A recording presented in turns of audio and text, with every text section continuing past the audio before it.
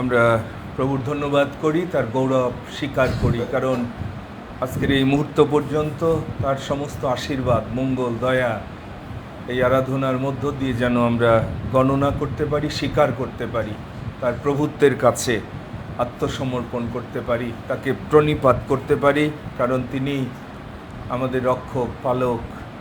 তার অনুগ্রহে আমরা আজকের এই মুহূর্ত পর্যন্ত বেঁচে আছি। তাই পৃষ্ঠেতে প্রিয় ভ্রাতা ভগ্নীগণ, আসুন এই পবিত্র আরাধনায় আমরা প্রভুর সিংহাসনের সামনে আত্মায় সত্যে উপস্থিত হই। বাইবেল বলছে, আর সদা প্রভুতে আমোদ করো, তিনি তোমার মনোবাঞ্ছা সকল পূর্ণ করিবেন।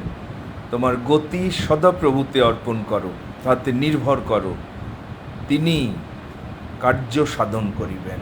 আমেন। সুতরাং প্রভুতে আমোদ আমরা যেন করি, কারণ তিনি আমাদের বর, তিনি আমাদের স্বর্গের পিতা। সেই জন্য তার গৃহে, তার প্রাঙ্গণে প্রভুর ভক্ত সন্তানরা বলছে, একদিন এটি সহস্র দিনের অপেক্ষা উত্তম। সেই জন্য আসুন, এই সুযোগ প্রভু আজকে দিয়েছেন।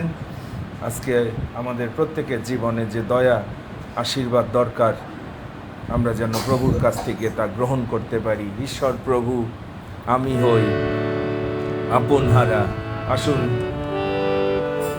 আমরাও প্রভুর মহিমা যতটা দেখেছি, বুঝেছি, এই গান করতে করতে ভক্তের মতো আমরাও বলি, গায়ে আমার প্রাণ সদা তোমারই গান, তুমি মহান। 135 সংখ্যার গান। ঈশ্বর প্রভু, আমি হই আপনহারা, দেখি যখন তব বিশাল ভুবন, চাঁদার তারা, বিদ্যুৎ ঝড় মেঘ মালা করে প্রকাশ, তব সুপরাক্রম। গায়ে আমার প্রাণ সদা তোমারই গান, তুমি মহান, তুমি মহান। দাতায় আমার প্রীতি উপহার, তুমি সুন্দর, চির সুন্দর। বনে বনে ঘুরে যখন আমি, আর গাছে গাছে শুনি পাখিদের গান। বিরাট পর্বত ও ঝর্ণা সব চমৎকার, মধুর বাতাস করে সুশীতল প্রাণ। গায়া আমার প্রাণ সদা তোমারই গান, তুমি মহান, তুমি মহান। দাতায় আমার প্রীতি উপহার, তুমি সুন্দর, চির সুন্দর। ভাবি আমি কি মহামূল্য দান্তা, ঈশ্বর পুত্র আসিলেন দিতে প্রাণ, ক্রুশে বইলেন আনন্দে মম পাপ, মরিলেন যেন বাঁচে আমার প্রাণ। গায়ে আমার প্রাণ সদা তোমারই গান, তুমি মহান, তুমি মহান। দাতায় আমার প্রীতি উপহার, তুমি সুন্দর, চির সুন্দর। গায়ে আমার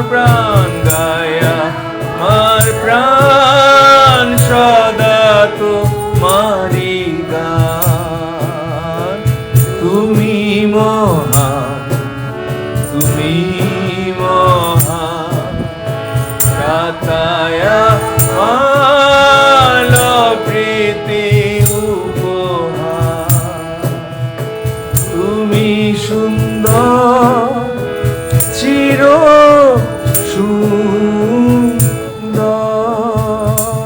আমেন, আমেন। সত্যি প্রভু সুন্দর, চির সুন্দর। আর সেই জন্য যে নামে আমরা পরিত্রাণের আনন্দ পেয়েছি, আসুন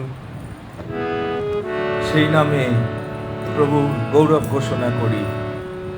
প্রভু যিশুর নাম সমগ্র জগতে, যাতে মোরা পাই পরিত্রাণ। 410 সংখ্যার এই গান গাইতে গাইতে আসুন প্রভুর নামের মহিমা ঘোষণা করি, তার নামকে পবিত্র বলে মান্য করি।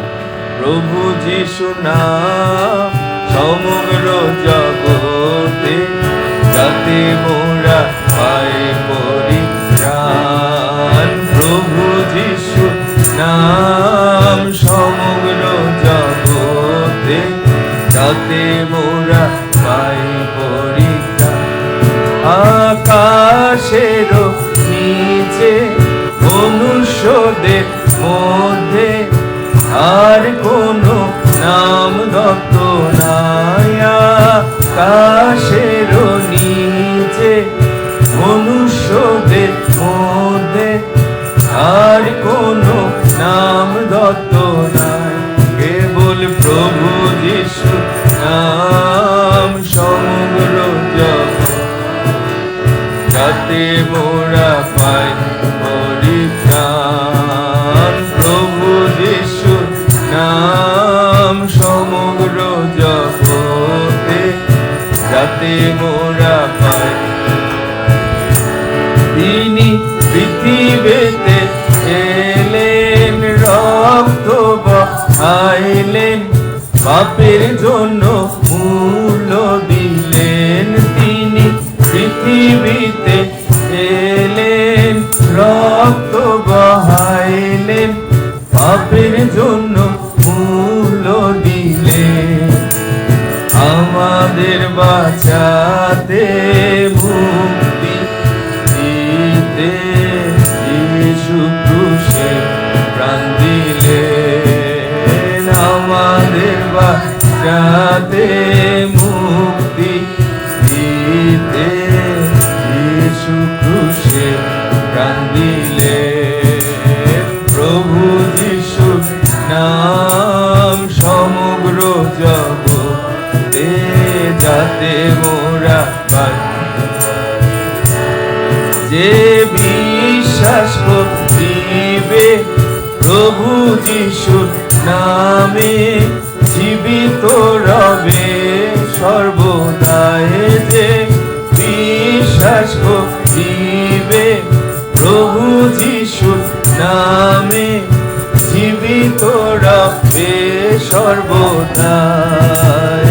তিনি পথ, তিনি সত্য, তিনি অনন্ত জীবন। তিনি পথ, তিনি সত্য, তিনি অনন্ত জীবন। আমেন।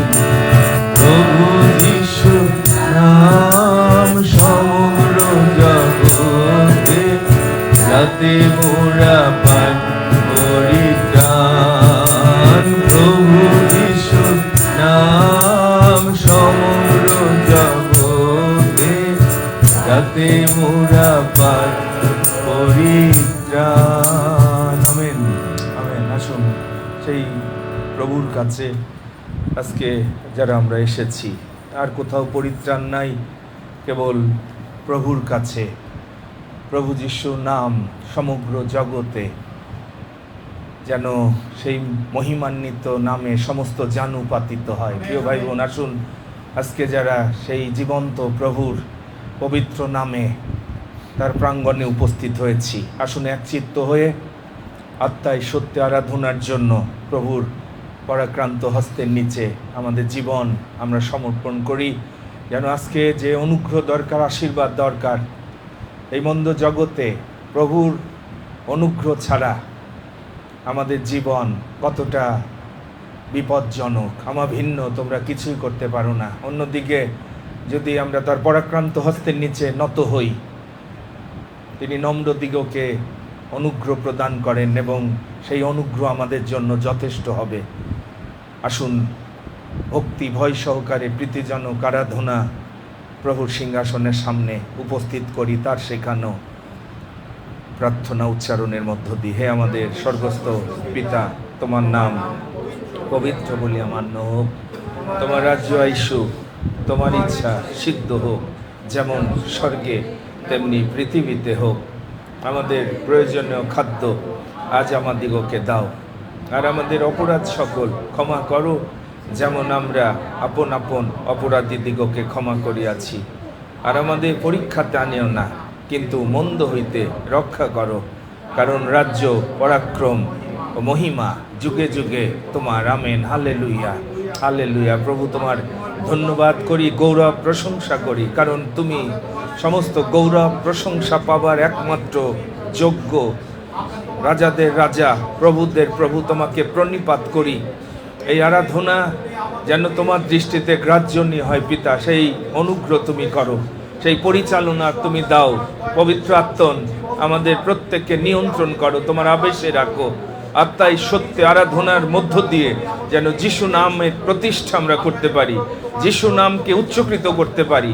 পিতা পুত্র পবিত্র আত্মন যেন মহিমান্বিত হন, সেই অনুগ্রহ তুমি করো পিতা। আমরা নম্র হই, আমরা নিজেকে শূন্য করি, তোমার ইচ্ছার কাছে আমরা আত্মসমর্পণ করি। ধন্যবাদ দিই এই পবিত্র মণ্ডলী রেখেছ, যেন আমরা পবিত্র সহভাগিতায় তোমাতে আমোদিত হই, তোমার রাজ্য প্রতিষ্ঠা করি, তোমার ইচ্ছা যেন পালন করি পিতা।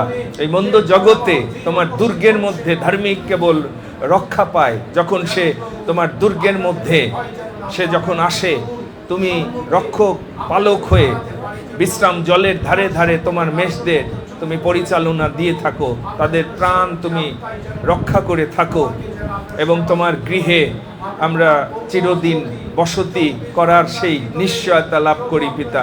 আমরা ধন্যবাদ দিই যে আজকে এই নতুন আরেকটি দিন, পবিত্র দিন আমাদের জীবনে তুমি উপস্থিত করেছ, আমাদের আয়ুর সঙ্গে তুমি আরেকটি দিন যুক্ত করেছ পিতা। এই মন্দ জগৎ থেকে আমরা যেন আরো আলাদা হই, পৃথক হই। যারা এই পাপজাত জগৎকে ভালোবাসছি, ক্রমশ আমরা মৃত্যুর দিকে যাচ্ছি। পাপের বেতন মৃত্যু, আর সেই জন্য শারীরিকভাবে, মানসিকভাবে, আত্মিকভাবে সহজে শয়তান আমাদেরকে ধ্বংসের দিকে, বিপর্যয়ে সেই জীবনের দিকে সে সহজে নিয়ে যেতে পারছে, কিন্তু তুমি এসেছো যেন আমরা জীবন পাই, জীবনের উপচয় পাই। তুমি আমাদেরকে আহ্বান করেছো আজকে, আমার নিকটে আইসো, আমি উত্তম মেষপালক, আমি তোমাদের বিশ্রাম দেব, শান্তি দেব। আমার মেষদের আমি নাম ধরে ডাকি, তারা অন্য কারো পশ্চাৎ যাবে না। প্রভু তুমি বলেছ আমার মেষদের জন্য আমি আপন প্রাণ সমর্পণ করেছি, আমি তোমাদেরকে ভালোবাসি পিতা। সেই ভালোবাসা যারা আমরা অনুধাবন করে আমাদের কৃতজ্ঞতা, ধন্যবাদ তোমার চরণে উপস্থিত করার জন্য ছুটে এসেছি। তুমি আজকের দিনে আমাদের আশীর্বাদ করো, দয়া করো প্রভু, তোমার মুখ উজ্জ্বল করো, তোমার আলোর পথে আমাদের পরিচালনা দাও, স্বর্গীয় পথে, আশীর্বাদের পথে তুমি আমাদের জীবনে প্রকাশিত হও। তুমি আজকের এই আরাধনায় গৌরবান্বিত হও, তুমি মহিমান্বিত হও, তুমি গৌরবান্বিত হও। হালেলুয়া। আসুন সেই উত্তম মেষপালকের পরিচালনার মধ্যে আজকে প্রত্যেকে আমরা নিজেদেরকে নিয়ে আসি। প্রভুকে বলি যে প্রভু তুমি আমাদেরকে আজকে চালাও, তোমার আত্মা দ্বারা চালাও। রক্ত মাংস ঈশ্বরের রাজ্যের সাথে যুক্ত না প্রিয় ভাই বোন। মাংসের বশেও আজকে অনেক জায়গায় আরাধনা হচ্ছে, হবে। মাংসের বশে যারা আরাধনা করবে প্রভুকে সন্তুষ্ট করতে পারবে না। রোমিও 8:8 যারা মাংসের অধীনে তারা কখনো প্রভুকে সন্তুষ্ট করতে পারে না, পারবে না। কেবল আত্মার দ্বারা। মনে রাখেন, আরাধনা যদি আত্মায় সত্যে না হয়, প্রার্থনা আত্মার দ্বারা, গান প্রশংসা আত্মিক সংকীর্তন আত্মার দ্বারা, বাক্য ধ্যান, বাক্যের রবে কর্ণপাত করা আত্মার দ্বারা। আসুন প্রভুকে বলি যে তুমি আমাদেরকে আজকে পরিচালনা দাও। ওর জীবনের পালো, তুমি আমারই চালো, যেখানে তুমি চালাও সেটা চলবো। আমারই চায়ে শুধু তোমার গাতে, যেখানে তুমি চালাও চলবো। প্রভু ওর জীবনের পালো, ওর জীবনের পালো, তুমি আমারই চালো, যেখানে তুমি চালাও সেটা চলবো। আমারই চাই শুধু তোমার গাতে, যেখানে তুমি চালাও চলবো। সবুজ তৃণভূমিতে কিংবা বিশ্রাম জলের ধারে, ওর জীবনের পালো থাকেন সাথে। যদি পাহাড় সমূহ কোন গভীর মৃত্যু হয়, ওর জীবনের ভালো রবের পাশে। সবুজ তৃণভূমিতে কিংবা বিশ্রাম জলের ধারে, ওর জীবনের পালো থাকেন সাথে। যদি পাহাড় সমূহ কোন গভীর মৃত্যু হয়, ওর জীবনের পালো রবের পাশে। ওর জীবনের পালো, তুমি আমারই চালো, যেখানে তুমি চালাও সেটা চলবো। আমারই চায়ে শুধু তোমার গাতে, যেখানে তুমি চালাও চলবো। আমেন। পিতা, এই পবিত্র আরাধনায় তুমি আমাদের সেইভাবে পরিচালনা দাও যেন যতজন আজকে আমরা তোমার ভালোবাসা কালভেরি ক্রুশে গণনা করতে করতে কৃতজ্ঞতা হৃদয় নিয়ে তোমার কাছে ছুটে এসেছি যে তুমি ছাড়া এমন প্রেম আর কেউ করতে পারে না প্রভু। আমাদের পাপের সমস্ত ভার যন্ত্রণা তুমি নিজের দেহে বহন করে আমাদেরকে পরিত্রাণের আনন্দ দিয়েছ, মুক্তির আনন্দ এনে দিয়েছ, অনন্ত জীবনের নিশ্চয়তা এনে দিয়েছ পিতা। আর কোথাও পরিত্রাণ নাই। আর সেই জন্য আমরা তোমার পবিত্র নামে তোমার কাছে ছুটে এসেছি। ধন্যবাদ দিই যাদের হৃদয়ে সেই কৃতজ্ঞতা বোধ আজকে রয়েছে, যারা এই জগতের পাপজাত বিষয়কে পিছনে ফেলে অনন্তকালীন সেই জীবনের লক্ষ্যে এখানে তোমাকে প্রণিপাত করার জন্য এসেছে, আমি তাদের জীবনের জন্য ধন্যবাদ দিই। যারা শুধু ওষ্ঠা ধরে প্রভু প্রভু তোমাকে বলে না, কিন্তু সমস্ত অবস্থায় প্রভুত্বের কাছে যারা নিজেদের সমর্পণ করতে প্রস্তুত আছে, এই ধরনের বিশ্বাসের জন্য আমি ধন্যবাদ দিই পিতা। এই পবিত্র মণ্ডলী তুমি আলাদা করেছো সেই জন্য যে শুধু মুখে হে প্রভু যেন আমরা না করি, কিন্তু আমাদের জীবনে সত্যি তুমি প্রভু, এবং যাদের জীবনে তুমি প্রভু তাদের রক্ষক তুমি, পালক তুমি, যোগানদাতা তুমি, আরোগ্যদাতা তুমি। হালেলুয়া পিতা, সেই অভিজ্ঞতা আমাদের দাও।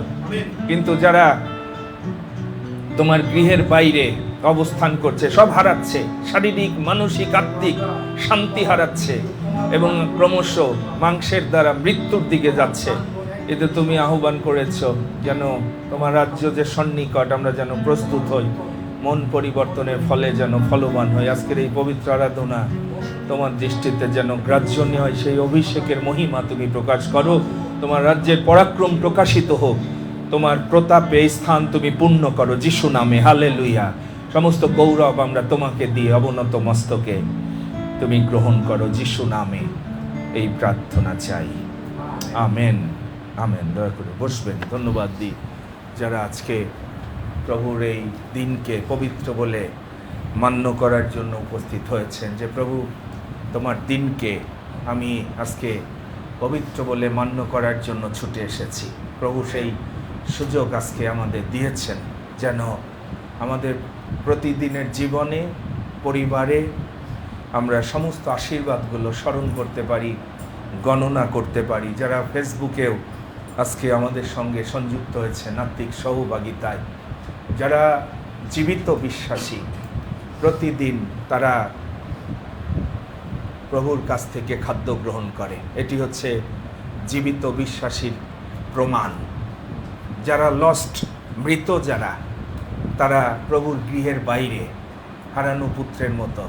সেই জন্য পিতা যখন পুত্র ফিরে আসলো বলল সে মরে গিয়েছিল। যারা সেফ, যারা পরিত্রাণপ্রাপ্ত, তারা জীবিত। মনে রাখেন, বেশিরভাগ মানুষ লস্ট, তারা মৃত স্ট্যাটাসে। সুতরাং জীবিতর সাথে মৃত কখনো বাস করতে পারবেন না। যারা পরিত্রাণপ্রাপ্ত না, বিশ্বাসী নাম ধারণ করলেও দেখবেন তারা মৃত বিশ্বাসী। সেই জন্য তাদের ক্ষুধা নাই, তাদের তৃষ্ণা নাই, তারা পাপজাত, তিক্ত জিনিসটার জন্য সারাদিন আজকে অনেকে দৌড়েছে, পাপজাত, কারণ তারা মৃত। সেই জন্য যিশু বলল মৃতরাই মৃতদের কবর দিক। এর অর্থ আমরা বুঝি না, তার বাবাও মৃত, লস্ট। সেই জন্য বলল যে সে তো মৃত, সুতরাং যারা মৃত সেই স্ট্যাটাসে তারা গিয়ে থাকে, কিন্তু তুমি জীবিতদের রাজ্যে আমার পশ্চাৎ আইসো। আমরা ধন্যবাদ দিই যারা জীবিত বিশ্বাসী। আমি জানি যারা আজকের এই দিনকে সম্মান দেন, কৃতজ্ঞ হন যে প্রভু কতবার তোমাকে ডেকেছি, তুমি আশীর্বাদ দিয়েছ, তুমি রক্ষা করেছ, কিন্তু আমি আবার 9 জন কুষ্ঠরোগীর মতো অকৃতজ্ঞ হয়েছি। দেখবেন যখন আমরা সংকটকালে পড়ি প্রভুকে ডাকি, কিন্তু আবার প্রভু যখন আমাদের আশীর্বাদ করে, সুস্থ করে, বিপদ থেকে রক্ষা করে, মৃত্যু ছায়া থেকে রক্ষা করে, দেখবেন বেশিরভাগ বিশ্বাসী সেই প্রভুর জন্য আমাদের আর সময় থাকে না। কিন্তু ধন্যবাদ দিই যারা আজকে অল্পই মনোনীত এই মণ্ডলীতে, যারা এই 28 বছর আমরা সেই দিন উদযাপনের জন্য প্রস্তুত হচ্ছি। কারণ 28 বছরের আশীর্বাদগুলো আমরা প্রতিদিনের আশীর্বাদগুলো গণনা করতে চাই। আমি ব্যক্তিগতভাবে গণনা করতে চাই যে আমার জীবনের যে অস্তিত্ব, পরিবারের যে অস্তিত্ব এবং আজকে এই মণ্ডলীর যে অস্তিত্ব, এটি প্রভুর দয়া, প্রভুর আশীর্বাদ। আর সেই জন্য আসুন আজকের এই দিনেও আমরা প্রভুর ধন্যবাদ করতে করতে তার রাজ্য যারা ভালোবাসেন, প্রথমে তার রাজ্যের জন্য আমরা আরও সচেষ্ট হই। আপনাদের সকলকে পবিত্র যীশু খ্রিস্টের মণ্ডলীর পক্ষে আমি আমাদের খ্রিস্টীয় শুভেচ্ছা, ভালোবাসা এবং অভিনন্দন জানাই। যারা প্রতি সপ্তাহে প্রস্তুত হচ্ছেন, মনে রাখেন আমরা যখন আসি আমরা প্রভুকে বলছি প্রভু তোমার আগমন সন্নিকট, আমি প্রস্তুত হতে চাই। আজকের দিনে যদি তোমার আগমন ঘটে প্রভু, আমি এই সুযোগ অবহেলা আমি করব না। মনে রাখেন প্রত্যেকটা সপ্তাহে আপনি যখন আসছেন, আমি সেইভাবে নিজেকে প্রতিদিন প্রস্তুত করি। মণ্ডলীগতভাবেও আমরা যেন সেইভাবে প্রস্তুত হই। মতি তার 10 অধ্যায়, আসুন সমবেতভাবে আজকে প্রভুর এই পবিত্র বাণী আমরা একসঙ্গে উচ্চারণ করে প্রভু যা বলেছেন তার মুখ নির্গত বাক্য শিষ্যদের প্রতি মথি 10 অধ্যায় 16 থেকে আমরা 33 পদ পর্যন্ত একসঙ্গে আমরা উচ্চারণ করি। যেভাবে প্রভু 12 জন শিষ্যদেরকে যখন মনোনীত করলেন, প্রেরিত পদে নিযুক্ত করলেন, তারপরে তিনি তাদেরকে প্রেরণ করছেন, আর কোথায় প্রেরণ করছেন সেই বিষয়ে তিনি এখানে তাদের কাছে প্রকাশ করছেন। আসুন আমরা পেয়েছি মথি 10:16-33 দেখো, কেন্দুয়ার মধ্যে যেমন মেষ, তেমনি আমি তোমাদিগকে প্রেরণ করিতেছি। অতএব তোমরা সর্পের ন্যায় সতর্ক ও কপতের ন্যায় অমায়িক খাও, কিন্তু মনুষ্যদের হইতে সাবধান থাকিও, কেননা তাহারা তোমাদিগকে বিচার সভায় সমর্পণ করিবে এবং আপনাদের সমাজগৃহে কোড়া মারিবে। এমনকি আমার জন্য তোমরা দেশাধ্যক্ষ ও রাজাদের সম্মুখে তাহাদের ও পরজাতিগণের কাছে সাক্ষ্য দিবার জন্য নীত হইবে।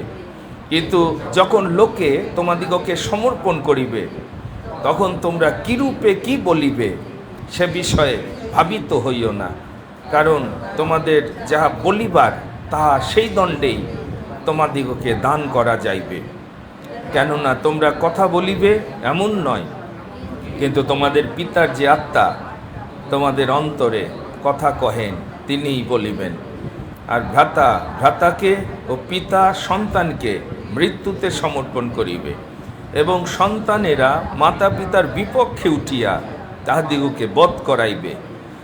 আর আমার নাম প্রযুক্ত তোমরা সকলে ঘৃণিত হইবে, কিন্তু যে কেহ শেষ পর্যন্ত স্থির থাকিবে সেই পরিত্রাণ পাইবে। আর তাহারা যখন তোমাদিগকে এক নগরে তাড়না করিবে, তখন অন্য নগরে পলায়ন করিও, কেননা আমি তোমাদিগকে সত্য বলিতেছি, ইসরায়েলের সকল নগরে তোমাদের কার্য শেষ হইবে না, যে পর্যন্ত মনুষ্যপুত্র না আইসেন। শিষ্য গুরু হইতে বড় নয়, এবং দাস কর্তা হইতে বড় নয়। শিষ্য আপন গুরুর তুল্য ও দাস আপন কর্তার তুল্য হইলেই তাহার পক্ষে যথেষ্ট। তাহারা যখন গৃহের কর্তাকে বেলসেবুল বলিয়াছে, তখন তাহার পরিজনগণকে আরও কি না বলিবে। অতএব তোমরা তাহাদিগকে ভয় করিও না, কেননা এমন ঢাকা কিছুই নাই যাহা প্রকাশ পাইবে না, এবং এমন গুপ্ত কিছুই নাই যাহা জানা যাইবে না। আমি যাহা তোমাদিগকে অন্ধকারে বলি, তাহা তোমরা আলোতে বলিও, এবং যাহা কানে কানে শুনো তাহা ছাদের উপরে প্রচার করিও। আর যাহারা শরীর বধ করে, কিন্তু আত্মা বধ করিতে পারে না, তাহাদিগকে ভয় করিও না, কিন্তু যিনি আত্মা ও শরীর উভয়ই নরকে বিনষ্ট করিতে পারেন, বরং তাহাকেই ভয় করো। দুইটা চড়াই পাখি কি এক পয়সায় বিক্রয় হয় না? আর তোমাদের পিতার অনুমতি বিনা তাদের একটিও ভূমিতে পড়ে না। কিন্তু তোমাদের মস্তকের কেশগুলিও সমস্ত গণিত আছে। অতএব ভয় করিও না, তোমরা অনেক চড়াই পাখি হইতে শ্রেষ্ঠ। অতএব যে কেহ মনুষ্যদের সাক্ষাতে আমাকে স্বীকার করে, আমিও আপন স্বর্গস্থ পিতার সাক্ষাতে তাহাকে স্বীকার করিব। কিন্তু যে কেহ মনুষ্যদের সাক্ষাতে আমাকে অস্বীকার করে, আমিও আপন স্বর্গস্থ পিতার সাক্ষাতে তাহাকে অস্বীকার করিব। আমেন। সুতরাং আজকে প্রভুকে স্বীকার করার দিন। তিনি আমাদের প্রভু। আপনি যখন আজকে স্বীকার করছেন, প্রভু বলেছেন তিনিও আপনাকে স্বীকার করবে। আমেন। আপনি যদি তাকে অস্বীকার করেন, আজকে প্রভুর দিন, মনে রাখেন। অনেক বিশ্বাসী আজকে প্রভুকে অস্বীকার করছে। প্রভুর চেয়ে আজকে সারা দিন এই জগতে অনেক কিছু তাদের কাছে বেশি প্রাধান্য পেয়েছে। সেই জন্য আমরা অনেক সময় বুঝিনি কেন আমাকে তোমরা তাড়না করছো। সাধু পৌল যখন যিশুর বিরুদ্ধে কাজ করছে, যিশুর মণ্ডলীর বিরুদ্ধে, খ্রিস্টের রাজ্যের বিরুদ্ধে, তখন যিশু তাকে বলেছিল তুমি আমাকে তাড়না করছো। এবং আপনি দেখবেন রোমীয় 15 অধ্যায় বলছে তোমাদের যদি কেউ তিরস্কার করে, এই তিরস্কার আমার উপর পড়লো। সুতরাং মনে রাখেন, যারা যিশুকে তাড়না করেন, যিশুকে গ্রহণ করার পরে অস্বীকার করেন, বিশ্বাসীরা খুব মনোযোগ দিয়ে শোনেন, আপনি কার বিরুদ্ধে দাঁড়াচ্ছেন। সুতরাং প্রত্যেকটা জায়গায় আসুন প্রভুকে যেন স্বীকার করি। খ্রিস্টীয় জীবনের লক্ষ্য খ্রিস্টের প্রতি দৃষ্টি, তার সপক্ষের লক্ষ্য, তার রাজ্য প্রতিষ্ঠা করা। সমস্ত জায়গায় খ্রিস্টেতে যারা আছে তাদের সঙ্গে ভালোবাসার সম্পর্কে তো আগমনের জন্য একে অপরকে গেঁথে তোলা, এটি হচ্ছে সত্যিকারের খ্রিস্ট জীবনের দৃষ্টি ভঙ্গি। মনে রাখেন, তারা কখনো কোনো মণ্ডলীর বিরুদ্ধে যায় না, পালকের বিরুদ্ধে যায় না, কারণ তারা জানে যদি আমি সেটি করি আমার প্রভুকে আমি তাড়না করছি। এবং তারা কপট বিশ্বাসী না, মিথ্যা বলে না। পবিত্র আত্মার বিরুদ্ধে অননীয় সাফিরা মিথ্যা বলেছিল।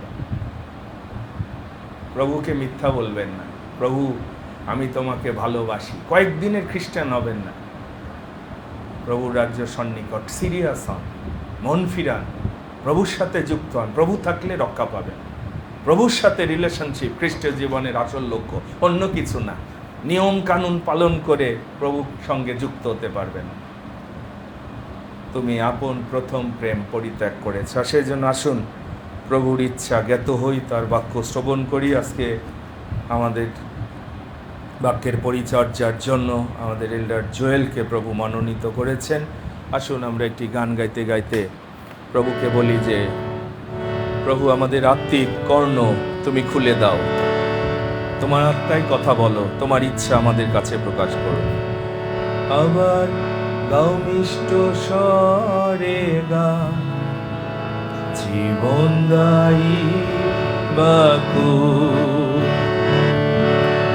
তাহা আমায় আরো শিখাও জীবনদায়ী বাক্য।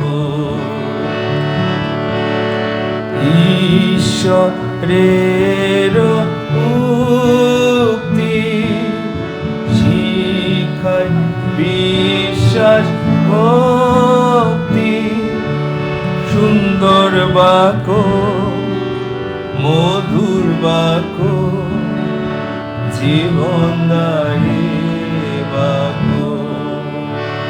ও সুন্দর বাক্য মধুর বাক্য জীবনদায়ী বাক্য। খ্রিস্ট যিশু দেন মানব সবে জীবনদায়ী বাক্য। ও ভাই শুনো প্রেমের রবে, ও ভাই শুনো প্রেমের রবে জীবনদায়ী বাক্য। দত্ত বিনা দামে, দত্ত বিনা দামে লওয়াই স্বর্গ ধামে। সুন্দর বাক্য মধুর বাক্য জীবনদায়ী বাক্য। ও সুন্দর বাক্য মধুর বাক্য জীবনদায়ী বাক্য। Amen amen. ধন্যবাদ দিই তোমার জীবনদায়ী বাক্য তুমি পবিত্র বাইবেলের মধ্য দিয়ে আমাদের কাছে প্রকাশ করেছ। তুমি বলেছ আমার বাক্য এটি আত্মা এবং জীবন। আর সেই জন্য পবিত্র আত্মা আমরা প্রার্থনা করি তোমার পরিচালনা দাও আমাদের এল্ডারকে, যেন আত্মার দ্বারা প্রভু তোমার যে সত্য এই মণ্ডলীতে তুমি এ যাবৎ প্রকাশ করে আসছো, আমরা যেন তোমার ইচ্ছা এর মধ্য দিয়ে জানতে পারি। ভাববাণী কেবল মণ্ডলীকে গেঁথে তোলে, তুমি তোমার অভিষেকের মহিমা তার জীবনে এ যাবৎ প্রকাশ করে আসছো। আমরা সেই জন্য ধন্যবাদ দিই। তোমার অভিষেক তাকে দিয়েছ পবিত্র আত্মন, আজকে তার হৃদয়ে যে বাক্য দিয়েছ আমরা যেন এর মধ্য দিয়ে প্রত্যেকে তোমার আশীর্বাদে পরিপূর্ণ হই। তোমার নাম যেন আমাদের মধ্য দিয়ে উচ্চকৃত হয়, গৌরবান্বিত হয়। এই যুবদাসকে তোমার হস্তে সমর্পণ করি, তোমার গৌরবের জন্য ব্যবহার করো। যিশু নামে এই প্রার্থনা চাই, আমেন আমেন। এল্ডার জোয়েলকে আহ্বান করি আসবে এবং প্রভুর বাক্যের পরিচর্যা করবেন।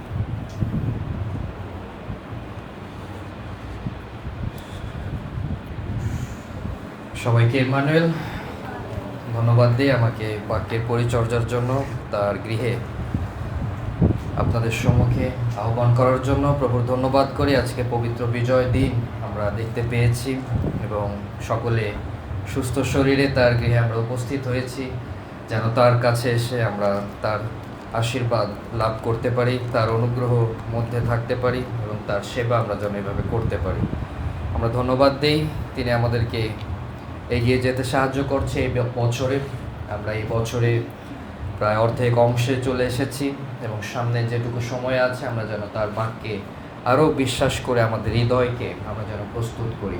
আমরা এই স্থানে যারা আছি এবং অনলাইনে আমরা যারা আছি প্রত্যেকে আমরা প্রভুর ধন্যবাদ করব আজকের এই দিনের জন্য, যে দিন তিনি আমাদেরকে দেখতে দিয়েছে এবং আজকে যে বাক্য আমরা পড়ব, পাঠ করব, আলোচনা করব, যেন সেই বাক্য থেকে ঈশ্বরের যে ইচ্ছা সেগুলো আমরা বুঝতে পারি এবং সেগুলো বুঝে আমরা যেন তার গৌরব করতে পারি। আমরা সমবেত বাক্যে যেটি পাঠ করেছি, আমি যে কথা বলবো এমন নয়, কিন্তু ঈশ্বরের যে আত্মা যেন আজকে তিনি কথা বলেন এবং আপনাদের কাছে তার বাক্য সকল প্রেরণ করে। আজকে আমরা আসুন পবিত্র বাইবেল থেকে যোহন তার 14 অধ্যায়, সামনে যেহেতু একটি বিশেষ পর্ব আসছে আমরা সেই জন্য সেই বিষয়টি নিয়ে ধ্যান করব। যোহন তার 14 অধ্যায় আমরা কয়েকটি অংশ পাঠ করব।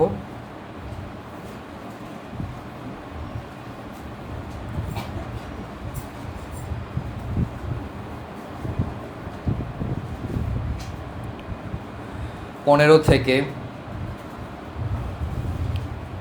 আমরা 16 পদ পর্যন্ত পাঠ করব। আসুন আমরা পবিত্র বাইবেল থেকে দেখি যোহন লিখিত সুসমাচার তার 14 অধ্যায় 15 থেকে 17 পদ। উপরের শিরোনাম আছে সত্যের আত্মা শিষ্যদের সহায়।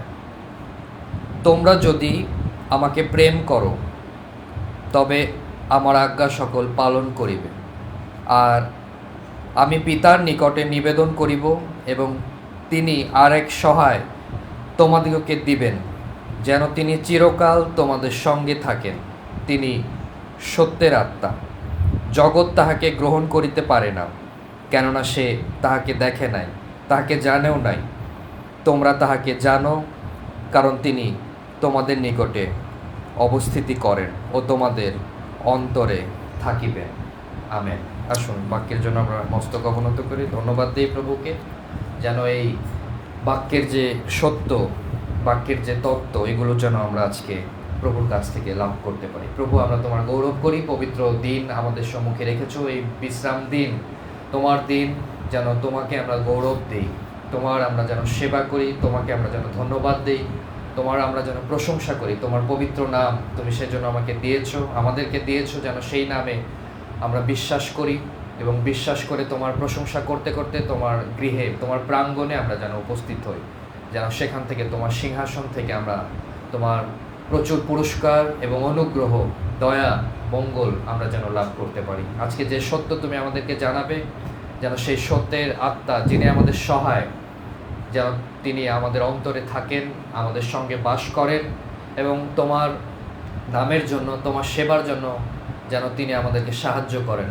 আমাদেরকে যেন তিনি ব্যবহার করেন। তুমি আমাকে আশীর্বাদ করো তোমার পবিত্র আত্মায় পরিপূর্ণ অভিষিক্ত করে, যেন তোমার সত্য বাক্য যেটি তুমি আমার হৃদয়ে দিয়েছো, যেন সেটি আমি তোমার মেষদের কাছে প্রকাশ করতে পারি এবং তারা যেন সেটি বিশ্বাস করে তোমাকে আরও জানতে পারে। আমাদের সঙ্গে থাকো, তোমার উপস্থিতি পরিচালনা আমাদের সঙ্গে রাখো, এই প্রার্থনা প্রভু যীশু খ্রিস্ট তোমার নামে চাই, আমেন।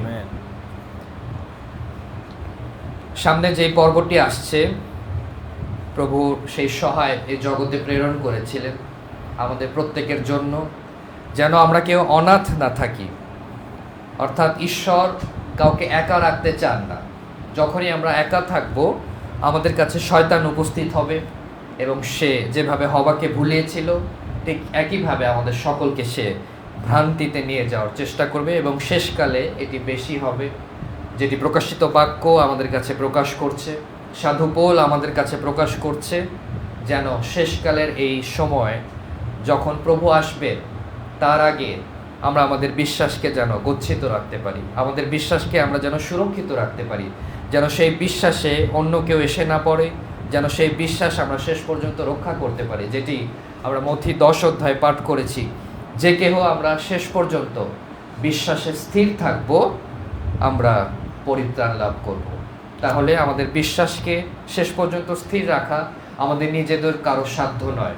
এজন্য স্বর্গ থেকে সেই শক্তি তিনি দিয়েছেন, সেই সহায় তিনি দিয়েছেন, যিনি আমাদের অন্তরে থাকবেন, আমাদের সঙ্গে সঙ্গে থাকবেন এবং আমাদেরকে অনাথ রাখবে না। তিনি সত্যের আত্মা এবং তিনি সেই সত্যময় ঈশ্বরের কাছ থেকে এসেছেন।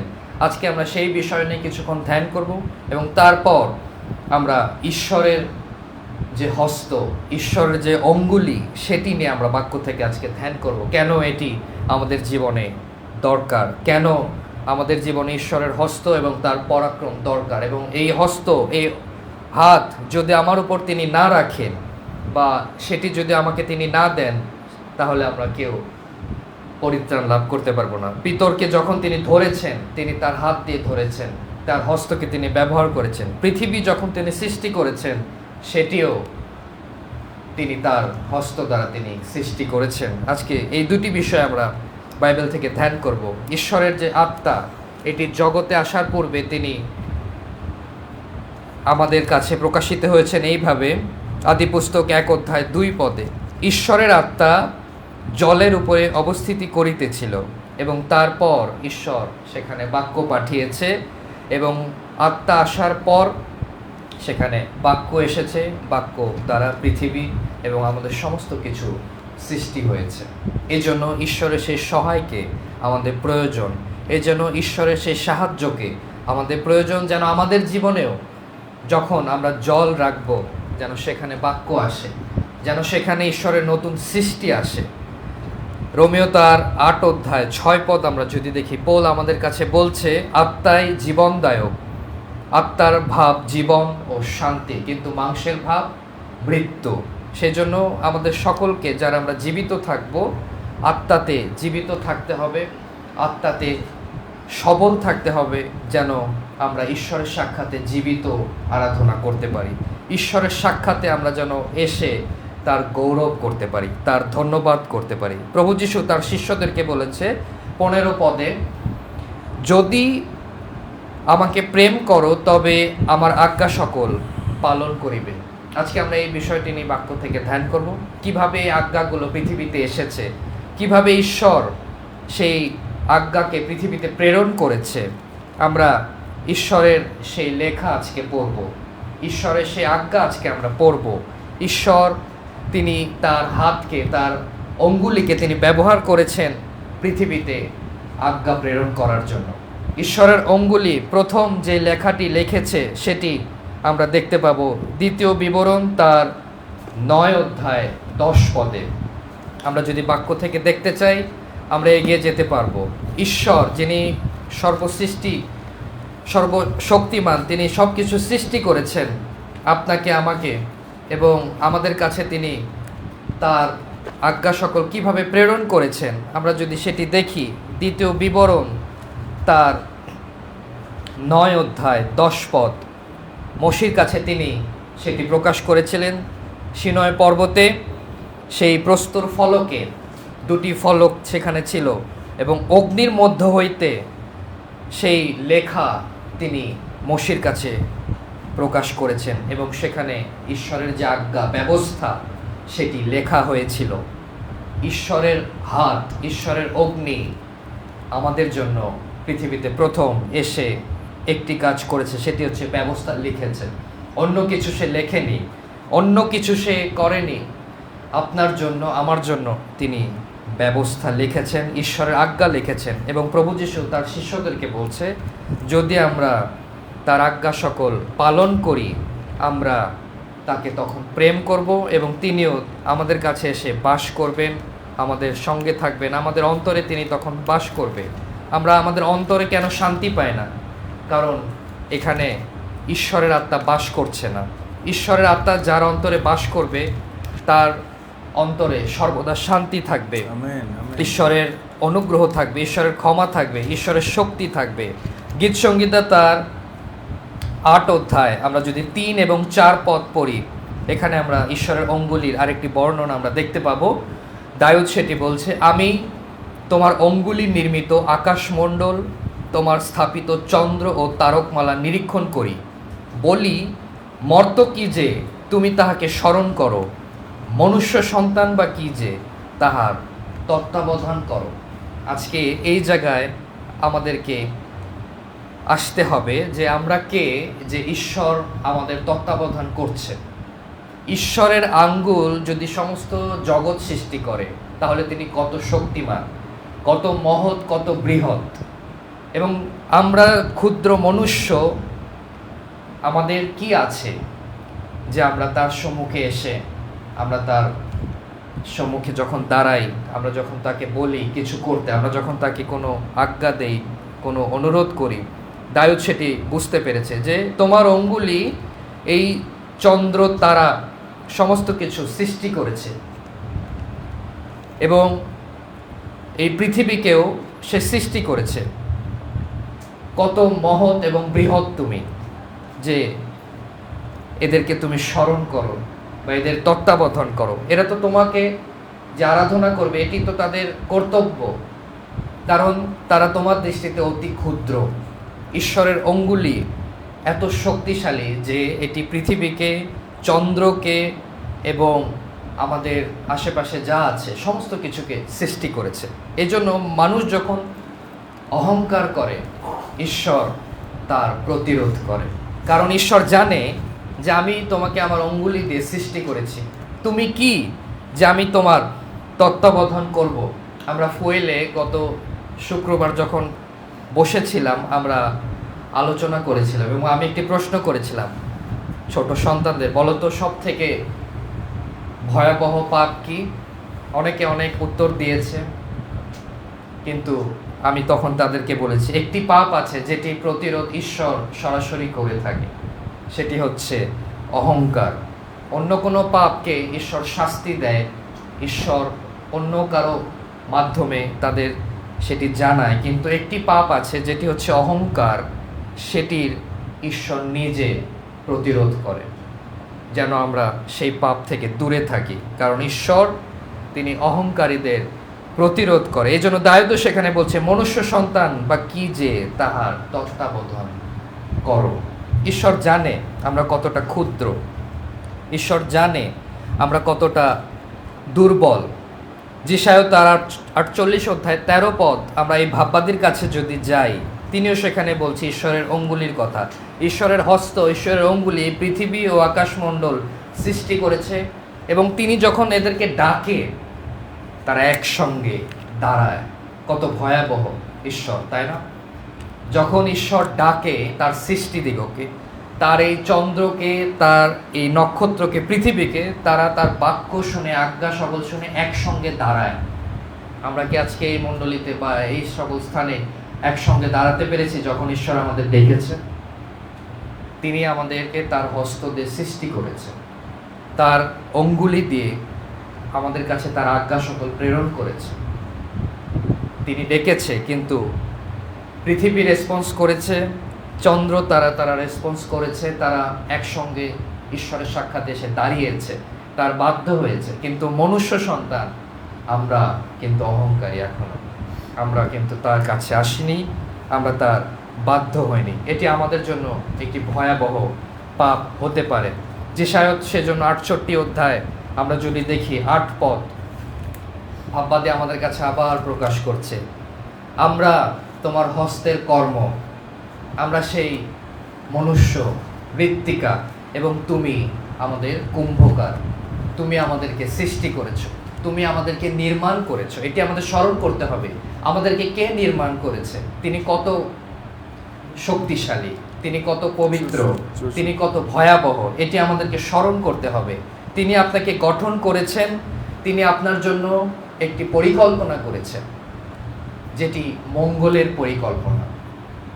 যখন ঈশ্বর আপনাকে অঙ্গুলির দ্বারা, ঈশ্বরের নিজের হাত দ্বারা গঠন করেছেন, পরিকল্পনা করেছেন, সেটি অমঙ্গলের না, মঙ্গলের পরিকল্পনা। তিনি আপনাকে গঠন করে আপনার জন্য একটি পরিকল্পনা করেছেন, আপনার জন্য একটি কাহিনী লিখেছেন। অনেক সময় আমরা বলি ঈশ্বর আমার জন্য এই কাহিনী লিখেছেন, ওই কাহিনী লিখেছেন। আজকে এটি বলতে চাই, ঈশ্বর কোনো খারাপ কাহিনী আপনার জন্য লেখেনি।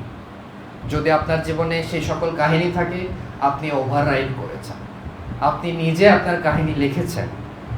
ঈশ্বর কখনো কোনো খারাপ কাহিনী লেখেন না, কোনো বাজে ঘটনা তিনি লেখেন না। ঈশ্বর তিনি পবিত্র, মঙ্গলময়। ঈশ্বর সবসময় মঙ্গলের সংকল্প করেন এবং মঙ্গলের কাহিনী তিনি লেখেন, যেটি তার রাজ্যের জন্য উপযোগী, লাভজনক এবং ফলবান হবে, সেরকম বিষয়গুলো তিনি পৃথিবীতে প্রেরণ করেন এবং আমাদের জীবনে তিনি সেই কাহিনীগুলো লিখেছেন। কিন্তু অনেক সময় আমরা ঈশ্বরকে দোষ দিই, ঈশ্বর আমার জন্য এটি করেছে, ঈশ্বর আমার জন্য এই কাহিনী লিখেছে।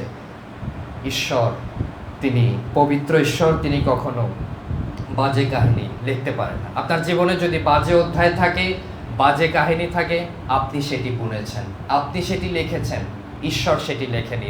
এই জন্য আপনি ভেঙে যান, এই জন্য আপনি পড়ে যান, এই জন্য লোকে আপনাকে পদতলে দলিত করে, আপনি লজ্জিত হন, আপনি ভ্রান্ত হন। কিন্তু ঈশ্বর যদি কাহিনী লিখত, তখন সেটি ধীরে ধীরে আলোকিত হবে, অনেকের কাছে সেই আলো প্রকাশ করবে। আমরা অনেক কাহিনী দেখি, ইউটিউবে টেস্টিমনি শুনি, অনেক প্রচারও আমরা শুনি, বিভিন্ন প্রচারক এবং বিভিন্ন সাক্ষ্য ইউটিউবে দেয়া হয়। সকল সাক্ষ্য আমরা বিশ্বাস করতে পারবো না, কারণ আমরা সেই মানুষকে পার্সোনালি জানি না, তাকে আমরা বিশ্বাস করিনি, তাকে আমরা চোখে দেখিনি, সে কিভাবে জীবনযাপন করে আমরা জানি না। অনেকে ইউটিউব দেখে খ্রিস্টান হওয়ার চেষ্টা করে। এটি সঠিক শিক্ষা নয়, সঠিক পথ নয়। আপনাকে বিশ্বাসী হতে হলে, খ্রিস্টীয় জীবনে প্রবেশ করতে হলে ঈশ্বরের গৃহের সাথে যাতায়াত করতে হবে। যদি আমরা ইউটিউব দেখে বা কোনো সাক্ষ্য দেখে খ্রিস্টান হতাম, তাহলে পিতর যিশুর প্রথম সাবস্ক্রাইবার হতো, সে যিশুর চ্যানেলকে প্রথম সাবস্ক্রাইব করত।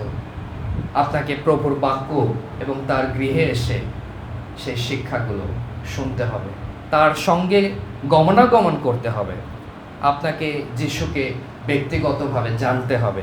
তখন ঈশ্বর তার আত্মা দ্বারা আপনাকে তিনি রক্ষা করবেন, তার নিজের করে রাখবেন। আমরা সেটি নিয়েও আজকে বাইবেল থেকে একটি বিষয় দেখব। যাত্রা পুস্তক আমরা যদি যাই, সেখানেও ঈশ্বর যে অঙ্গুলি দ্বারা আমাদের কাছে আজ্ঞা সকল প্রেরণ করেছে, সেটি আমরা দেখতে পাব। যাত্রা পুস্তক তার 32 অধ্যায় 16 পদ আমরা যদি পড়ি, মশি যখন সেই প্রস্তর ফলক হস্তে লইয়া পর্বত থেকে নামিলেন, সেই প্রস্তর ফলকের এ পৃষ্ঠে ও পৃষ্ঠে 2 পৃষ্ঠে লেখা ছিল। 16 পদটি আমি পড়ছি। সেই প্রস্তর ফলক ঈশ্বর নির্মিত এবং সেই লেখা ঈশ্বরের লেখা, ফলকে খোদিত। তাহলে দেখেছেন, ঈশ্বর লিখেছে এবং ঈশ্বর সেখানে খোদাই করেছে। সেটি শুধু সাধারণ লেখা না। আমরা যে কলমে লেখি, সেই লেখা ছেঁড়া যায়, সেই লেখা পুড়িয়ে ফেলা যায়, কিন্তু তিনি প্রস্তর ফলকে শুধু লেখেননি, অগ্নির দ্বারা সেটিকে খোদাই করেছেন। ঈশ্বর আপনার হৃদয়ে যদি তার আজ্ঞা সকল খোদাই করে দেন, কেউ আপনাকে কেড়ে নিতে পারবে না। যোহন 10 অধ্যায় 29 পদ যিশু সেটি বলেছেন, আমার হাতে যাদেরকে তুমি দিয়েছ, আমি তাদেরকে তোমার নামে রক্ষা করেছি, তাদেরকে কেউ কেড়ে নিতে পারবে না। অর্থাৎ এই 12 জন শিষ্যর মধ্যে যিশু ঈশ্বরের আজ্ঞাকে খোদাই করে দিয়েছে তাদের হৃদয়ে, যেন সেখানে ঈশ্বরের আজ্ঞা থাকে এবং ঈশ্বরের হাতের লেখা থাকে। এজন্য পিতর যখন প্রশ্ন করেছিল যিশু, সে বুঝতে পেরেছিল আপনি জীবন্ত ঈশ্বরের পুত্র। আমি সেটি বুঝতে পেরেছি, রক্ত মাংস আমার কাছে সেটি প্রকাশ করেনি, ঈশ্বরের লেখা, ঈশ্বরের নির্মিত হস্ত এটি আমার হৃদয়ে প্রকাশ করেছে। আপনি সেই ঈশ্বর, আপনি জীবন্ত ঈশ্বর, ঈশ্বরের পুত্র। যারা সেই আজ্ঞা পালন করবে না, তাদেরকে কিন্তু ঈশ্বর ধরবে, তারা কিন্তু পালাতে পারবে না।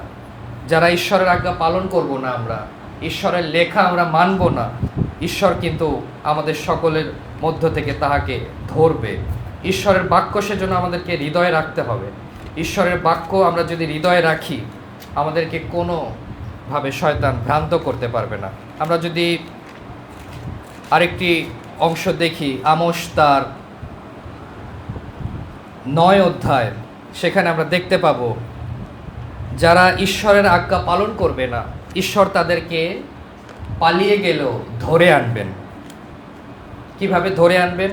তারা যদি পৃথিবীর প্রান্তে যায়, পাতালে যায়, সেখান থেকে তিনি তাদেরকে ধরে আনবেন। তারা যদি পৃথিবীর ঊর্ধ্বে যায়, সেখান থেকেও তিনি তাদের ধরে আনবেন। ঈশ্বরের হস্ত তাদেরকে ধরে আনবে, একজনও পালাতে পারবে না।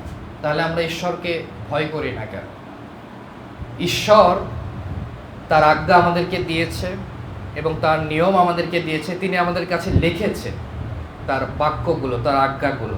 এবং আমরা যদি সেগুলো পালন না করি, তার বিরুদ্ধে গিয়ে আমরা যদি পালিয়ে যাই, আমরা কি বেঁচে থাকতে পারবো? তিনি তার হাত দিয়ে আমাদেরকে ধরে আনবেন, আমাদের বিচার করবেন। আজকে বাইবেল থেকে আমরা সে অংশগুলো দেখব।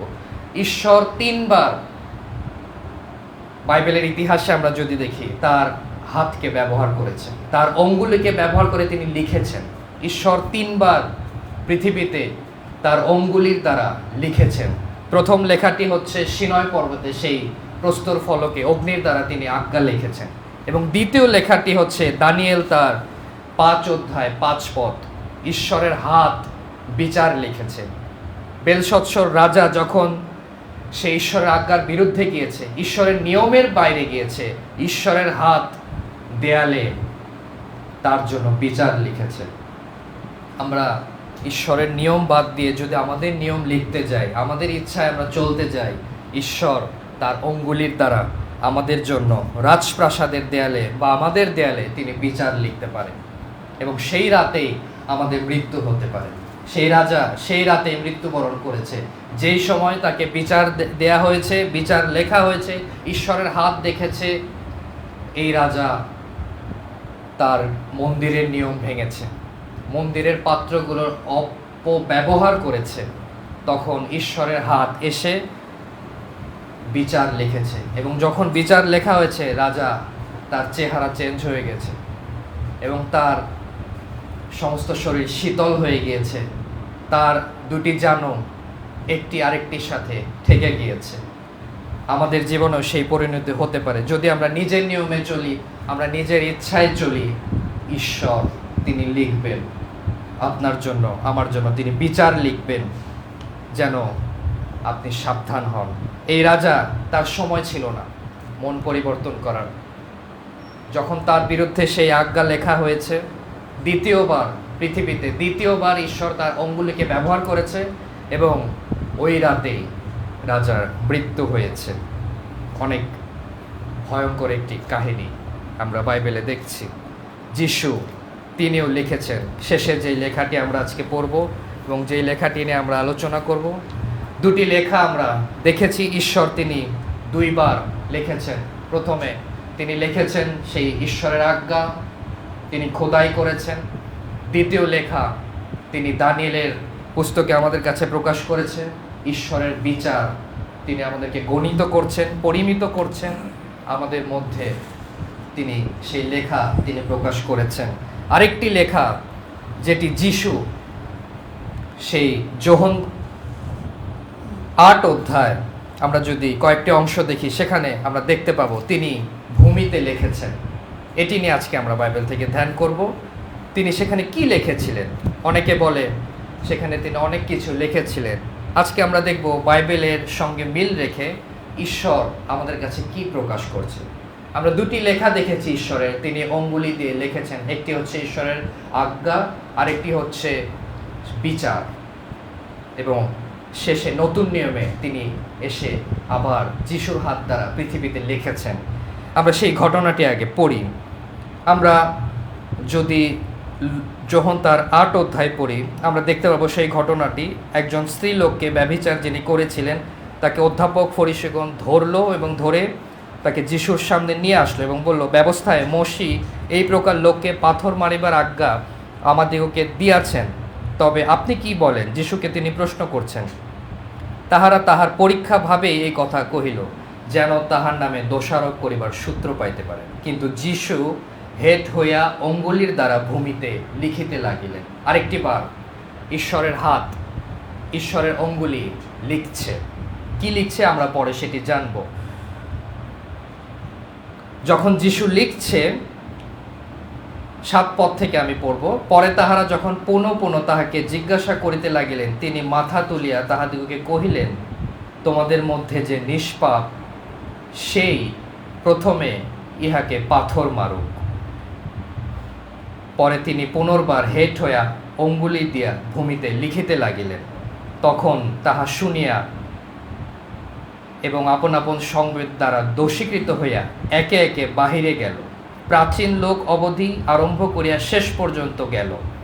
তাহাতে কেবল যিশু অবশিষ্ট থাকিলেন, আর সেই স্ত্রীলোকটির মধ্যস্থানে দাঁড়াইয়া ছিল। তখন যিশু মাথা তুলিয়া স্ত্রীলোকটিকে ছাড়া আর কাহাকেও দেখিতে না পাইয়া তাহাকে কহিলেন, হে নারী, তাহারা তোমার নামে অভিযোগ করিয়াছিল, তাহারা কোথায়? কেহ কি তোমাকে দোষী করে নাই? সে কহিল, না প্রভু, কেহ করে নাই। তখন যিশু তাহাকে কহিলেন, আমিও তোমাকে দোষী করি না, যাও, এখন অবধি আর পাপ করিও না। যিশু 2 বার এখানে লিখেছেন। প্রথম যে লেখাটি তিনি লিখেছেন সেটি হচ্ছে যখন সেই স্ত্রীলোককে এই ফরিসিরা দোষারোপ করছিল, পাপের শাস্তি দেওয়ার জন্য তাকে আহ্বান করছিল, একে পাথর মেরে ফেলা হোক। তখন যিশু নিচে যেটি লিখলো সেটি হচ্ছে আমার ক্ষমা, আমার অনুগ্রহ এই স্ত্রীলোকের প্রতি। আমেন। এবং এরপরে যেই লেখাটি তিনি লিখলেন, পুনর্বার যখন তাদেরকে প্রশ্ন করা হয়েছে, সেখানে অনেক লোক ছিল। এখানে বলা হচ্ছে প্রাচীন থেকে শেষ পর্যন্ত, অর্থাৎ ছোট বড় অনেক লোক সেখানে সেদিন সেই স্ত্রীলোককে ধরে তারা নিয়ে এসে পাথর মারার জন্য দোষারোপ করছিল। কিন্তু যিশু আরেকটি বার, দ্বিতীয়বার লিখলেন 10 আজ্ঞা। যিশু দ্বিতীয়বার যেটি লিখলেন সেটি হচ্ছে ভূমিতে 10 আজ্ঞা লিখলেন এবং পবিত্র আত্মা উপস্থিত সবাইকে দোষী করলো। এই 10 আজ্ঞা তোমরা কেউ কখনো পালন করনি। কারণ যিশু প্রশ্ন করেছে, তোমাদের মধ্যে যদি কেউ নিষ্পাপ থাকো তবে সে তাকে পাথর মারুক। এবং যিশু যখন 10 আজ্ঞা লিখলেন, পবিত্র আত্মা সবার হৃদয়ে উপস্থিত হয়ে তাদের সকলকে দোষী করলো এবং সকলে দোষীকৃত হয়ে সেখান থেকে চলে গেল। কারণ আমরা যখন ছোট থেকে বড় হই, আমাদের সবার জীবনে পাপ ধীরে ধীরে বৃদ্ধি পেতে থাকে। রোমিও 23 অধ্যায় যেটি আমাদের 3 অধ্যায় 23 পদ যেটি আমাদের কাছে প্রকাশ করছে, সকলেই আমরা পাপ করেছি এবং ঈশ্বরের বিরুদ্ধে গিয়েছি, ছোট বড় সকলে। সেখানে লেখা আছে প্রাচীন অবধি শেষ পর্যন্ত সকলেই তারা চলে গেল আপন আপন সংবেদে দোষী হয়ে। কেবল কে উপস্থিত থাকলো? যিশু, যে 10 আজ্ঞা পালন করেছে। যে 10 আজ্ঞা পালন করেছে শুধু সে উপস্থিত আছে, নির্দোষ নিষ্কলঙ্ক মেষশাবক, আর বাকি সবাই পাপী। এজন্য পিতর আমাদের কাছে সেটি প্রকাশ করেছে, তিনি পাপ করেন নাই, তাহার মুখে কোনো ছল পাওয়া যায়নি। কিন্তু পৃথিবীতে যারা আছি আমরা, ফরিসি, অধ্যাপক, আমরা কিন্তু সকলে পবিত্র আত্মার দ্বারা দোষীকৃত হব। যখন যিশু 10 আজ্ঞা আমাদের সম্মুখে ভূমিতে লিখবে, আমরা সকলে পাপী, সকলে পাপ করেছি, ঈশ্বরের গৌরববিহীন হয়েছে। এই জন্য ঈশ্বরের অঙ্গুলি পৃথিবীতে এসে আমাদেরকে দোষীকৃত করছে, বিচার লিখছে আমাদের জন্য। যখন যিশু লিখেছে, সেই ফরিসিরা বিচারিত হয়েছে, দোষীকৃত হয়েছে এবং তারা পালিয়ে গিয়েছে। শুধু একজন যে পাপ করেনি সে দাঁড়িয়েছিল, কিন্তু সেই স্ত্রীলোককে দোষ দেয়নি, কারণ তিনি সত্যে এবং অনুগ্রহে পরিপূর্ণ প্রভু যীশু খ্রিস্ট। তিনি তাকে বললেন, আমিও তোমাকে দোষী করি না, যাও, এখন অবধি আর পাপ করো না। আমরা যেন সেই যিশুর কাছে, সেই যিশুর নিয়মে আসি, তার আজ্ঞা পালন করি, যিনি আমাদের পাপ বহন করেছে কিন্তু আমাদেরকে তিনি দোষ দেন।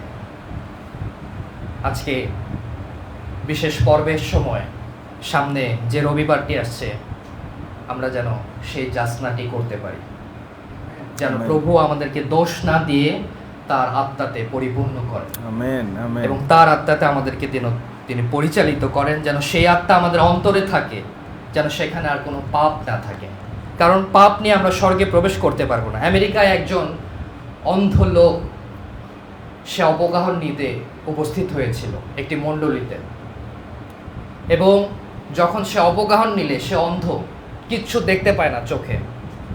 যখন সে অবগাহন নিয়ে উঠে সে তার চোখ মেলল, সে দেখতে পেল সেখানে সামনে আমেরিকার পতাকা, এবং সে বলবে কিনা, সে দ্বিধাদ্বন্দ্বের মধ্যে পড়ে গেল।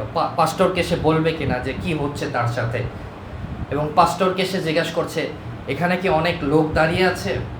পাস্টর বলছে, হ্যাঁ। সামনে কি আমেরিকার একটা পতাকা ঝুলছে, উড়ছে বাতাসে? সে বলছে, হ্যাঁ। তুমি দেখতে পাচ্ছ? সে বলে, হ্যাঁ, আমি দেখতে পাচ্ছি। আমরা যখন প্রভুর কাছে আসি, তিনি আমাদেরকে দোষ দেয় না, তিনি আমাদেরকে সূচি করে, আমাদের চক্ষু তিনি খুলে দেয়, যেন আমরা দেখতে পাই। ঠিক অবগাহনের সময় সেই ঘটনাটি ঘটেছে। যারা সত্যিকার অর্থে আমরা ঈশ্বরকে গ্রহণ করেছি, ঈশ্বর তিনি আমাদের জন্য সেই মহাধন পুরস্কার তিনি রেখেছেন। যিশু ছাড়া আমাদেরকে কেউ পরিত্রাণ করতে পারবে না। পুরাতন নিয়মে যদি আমরা পড়ে থাকি, পুরাতন নিয়মের মধ্যে নিয়মগুলোকে যদি আমরা অনুসরণ করতে থাকি, আমরা কেউ পরিত্রাণ পাবো না। মসির কাছে পরিত্রাণ নেই, মসির ব্যবস্থায় পরিত্রাণ নেই, হোসের ব্যবস্থায় পরিত্রাণ নেই, যোসেফের ব্যবস্থায় পরিত্রাণ নেই। শুধুমাত্র যিশুর ব্যবস্থায়, নতুন নিয়মে সেই পরিত্রাণ আছে। সেই নতুন নিয়মে আমাদেরকে থাকতে হবে, যিশুর নিয়মে, যিশুর আজ্ঞাতে আমাদেরকে থাকতে হবে। তবেই যিশু বলবে আমাদেরকে, যাও, আমি আর তোমাদেরকে দোষ দেই না, আমি তোমাকে ক্ষমা করি, আমি তোমাকে আশীর্বাদ করি, এখন অবধি আর পাপ করিও না। কিন্তু সমস্যা হচ্ছে আমরা অহংকারী। ঈশ্বর অনুগ্রহ করলেও আমরা কিন্তু অনুতাপ করি না। আমাদের অপরাধ থাকলে, অন্যায় থাকলেও আমরা ঈশ্বরকে বলি না, অনুতাপ করি না। জিরোমিও তার 8 অধ্যায় 6 পদ আমাদের কাছে প্রকাশ করছে, আমরা কেউ বলি না, হায় হায় আমি কি করলাম। আমরা যখন পাপ করি, অন্যায় করি, আমরা অনুশোচনা করি না। অনেকে আমরা বলি না, হায় হায় আমি কি করলাম, আমি ঈশ্বরের বিরুদ্ধে গেলাম, আমি ঈশ্বরের রাজ্যের নিয়মের বাইরে গেলাম, ঈশ্বরের আজ্ঞার বিরুদ্ধে গেলাম, ঈশ্বরের লেখার বিরুদ্ধে গেলাম। যেই লেখা খোদিত হয়েছিল, যেই লেখা অগ্নির দ্বারা এসেছিল, যে ব্যবস্থা অগ্নির দ্বারা এসেছিল, আমি সেই ব্যবস্থার বিরুদ্ধে গিয়েছিলাম। আমরা কেউ সেটি অনুশোচনা করে বলি না, হায় হায় আমি কি করলাম। কিন্তু ঈশ্বর সেটির অনুসন্ধান করে। ঈশ্বর হৃদয়ের পরীক্ষা করে যে কেউ অন্যায় করার পরে আমরা অনুতপ্ত হই কিনা, আমাদের অহংকার আমরা কমাই কিনা। যদি আমরা অহংকার না কমাই, বেলশৎসর রাজার মতো আমাদের সামনে তিনি বিচার নিয়ে আসবে, আমাদের জন্য তিনি বিচার লিখবে। আমরা নিজেরাই যদি আমরা বিচারিত হই, আমরা অন্যকে কিভাবে বাঁচাবো? আমরা কেউ কাউকে বাঁচাতে পারবো না। আমরা সম্ভবত বাইবেল পাঠে যেটি পাঠ করেছি, আমার পিতাকে, আমার স্বামীকে, আমার ভাইকে, আমার বোনকে আমরা কেউ বাঁচাতে পারবো না। আমার বিশ্বাস আমাকে বাঁচাবে, এবং তারা যদি বিপথে যায়, তাদেরকে আমাদের সাবধান করতে হবে। একটি মেয়ে, সে একটি রিভাইভাল মিটিংয়ে গিয়েছিল, এবং সেখানে সকলে প্রার্থনা করছিল, এবং সেও প্রার্থনা করছিল। প্রার্থনা করার সময় সে একটি দর্শন পেল যে সে চেষ্টা করে ধার্মিকভাবে জীবনযাপন করার, সৎভাবে জীবনযাপন করার, ঈশ্বরের আজ্ঞা পালন করার, ঈশ্বরকে সন্তুষ্ট করার, এবং সে দর্শনে দেখলো সে ঈশ্বরের সেই রাজ্যের বিচারে সে দাঁড়িয়ে আছে। 2টি গ্রুপ সেখানে করা আছে, এবং সেই মেয়েটি একটি গ্রুপে আছে, এবং তার একটি বান্ধবী পাশের গ্রুপে আছে।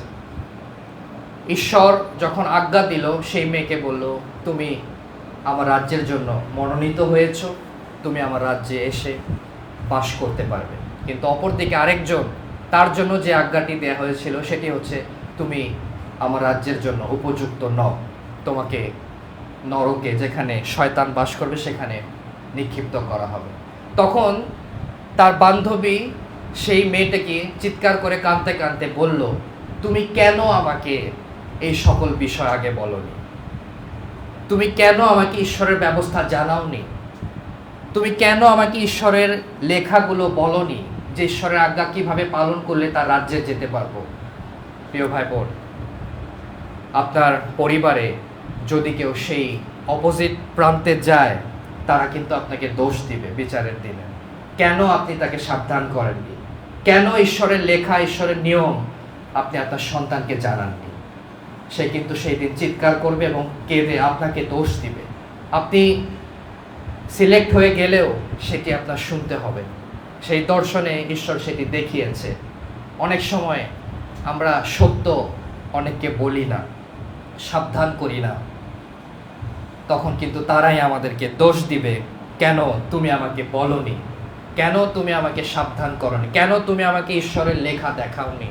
যেই লেখার মধ্যে পরিত্রাণ ছিল, যিশুর নিয়মের মধ্যে শুধু পরিত্রাণ আছে। প্রিয় ভাই বোন, আসুন আমরা সেই নিয়মে প্রবেশ করি। আসুন আমরা পঞ্চসপ্তমী সেই দিবসের পূর্বে ঈশ্বরের যে খোদিত লেখা সেটিকে আমাদের হৃদয়ে সঞ্চয় করি।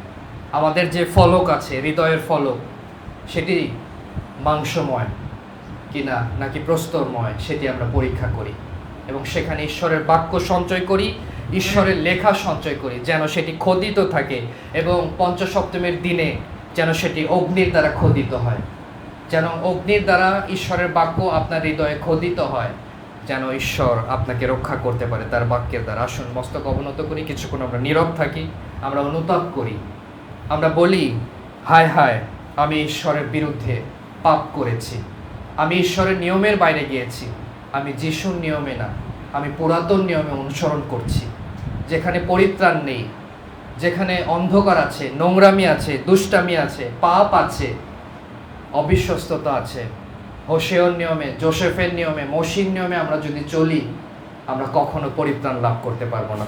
আমাদেরকে সেজন্য নতুন নিয়ম, যেটি রক্তের দ্বারা আসছে, যিশুর রক্তের নিয়ম দেওয়া হচ্ছে। কারণ পুরাতন নিয়মে পশুর রক্তের দ্বারা তারা পাপ থেকে উদ্ধার পেত, সেই জন্য তাদের নিয়ম দ্বারা আমরা অনুসরণ করলে কেউ স্বর্গরাজ্যে প্রবেশ করতে পারবো না, পরিত্রাণ লাভ করতে পারবো না। আমরা যদি যিশুর নিয়মে, যিশুর রক্ত দ্বারা ধৌত হই এবং সেই নিয়মের নিচে আমরা যদি থাকি, আমরা পরিত্রাণ লাভ করব। যিশু তিনি আমাদেরকে রক্ষা করবেন। যিশুর নামেতে, যিশুর নামেতে মোরা বিজয়ী হই। সেই জন্য আমরা এই গান গাই, তাহার ক্ষত সকল দ্বারা আমাদের আরোগ্য হয়। নতুন নিয়মে যে ক্ষতটি হয়েছে, নতুন নিয়মে যে আজ্ঞাটি এসেছে, সেই আজ্ঞার দ্বারা আমরা পরিত্রাণ লাভ করতে পারবো। আসুন মস্তক অবনত করি, কিছুক্ষণ আমরা নীরব থাকি। আমরা 3টি অঙ্গুলির লেখা আমরা আজকে পড়েছি, যেন সেটি আমাদের হৃদয়ে কথা বলে। প্রথম যে অঙ্গুলি লিখেছিল সেটি ঈশ্বরের বাক্য। আপনি কি ঈশ্বরের বাক্য পালন করেন? দ্বিতীয় যে লেখাটি অঙ্গুলির দ্বারা এসেছিল সেটি হচ্ছে বিচার। ঈশ্বরকে আপনাকে বিচারিত করছেন? আপনি কি ঈশ্বরের নিয়মের বাইরে যাচ্ছেন? ঈশ্বর যেগুলো করতে বলেনি আপনি কি সেগুলো করছেন? বেলশৎসর রাজার মতো তার নিয়ম ভেঙে তার পাত্রগুলোকে আপনি অপব্যবহার করছেন। আপনার যে দেহ, যেটিকে তিনি মন্দির রূপে নির্মাণ করেছে তার বাস করার জন্য, আপনি সেই পাত্রকে কিভাবে ব্যবহার করছেন সেটি আপনি পরীক্ষা করুন। দ্বিতীয় যে লেখাটি 10 আজ্ঞা এবং অনুগ্রহ, যিশু যেটি আমাদের জন্য লিখেছে, সেটি আমরা যেন পাঠ করি। আমাদের হৃদয়কে আমাদের দোষী করছে কিনা, যিশু সেজন্য সেটি লিখেছে। যদি আমাদের হৃদয় আমাদের দোষী করে, তাহলে কিন্তু আমরা ব্যবস্থাতে এখনো পাপের মধ্যে রয়েছি। পবিত্রতার শক্তি যেন আমাদের মধ্যে আসে, নতুন হৃদয় যেন আমাদের মধ্যে আসে। আসুন আমরা প্রার্থনা করি। জীবন্ত প্রভু যিশু, আমরা তোমার ধন্যবাদ করি আজকে এই পবিত্র বাক্যের জন্য, যে বাক্য তুমি আমাদেরকে আজকে দিয়েছো। এই বাক্যে আমরা তোমার লেখা পড়েছি, তুমি পৃথিবীতে যে লেখাগুলো নিয়ে এসেছিলে পৃথিবী এবং মনুষ্য সেগুলো দেখে কম্পমান হয়েছিল, কিন্তু আমরা এই 2026 সালে এসে আমরা জগতের সাথে এতটা মিশে গিয়েছি, আমরা তোমার বাক্য শোনার পরেও, তোমার লেখা পড়ার পরেও আমাদের হৃদয় কম্পিত হয় না, আমাদের হৃদয়ে অনুশোচনা আসে না, আমাদের হৃদয়ে অহংকার রয়েছে। প্রভু, তুমি অহংকারীদের প্রতিরোধ করো, তুমি অহংকারীদের বিচার করে থাকো। প্রভু, যারা নম্র তুমি তাদেরকে অনুগ্রহ দিয়ে থাকো, যারা তোমার বাক্যে কম্পমান তুমি তাদেরকে তোমার শক্তি এবং আশীর্বাদ, মঙ্গল দিয়ে থাকো। আমরা তোমার কাছে ধন্যবাদ করি। একজন পালক যখন প্রচার করছিল একটি দেশে, সে বলেছিল গত বছর 2025 সাল পর্যন্ত এই যে জেনারেশন পৃথিবীতে এসেছে, এটি হচ্ছে পৃথিবীতে উৎপন্ন সব থেকে খারাপ জেনারেশন। সেই পালক সেদিন প্রচার করতে করতে সেটি বলেছিল। 2025 সাল পর্যন্ত যে জেনারেশন পৃথিবীতে ভ্রমণ করছে, পৃথিবীতে এর ইতিহাসে সব থেকে খারাপ জেনারেশন হচ্ছে তারা, জেনজি।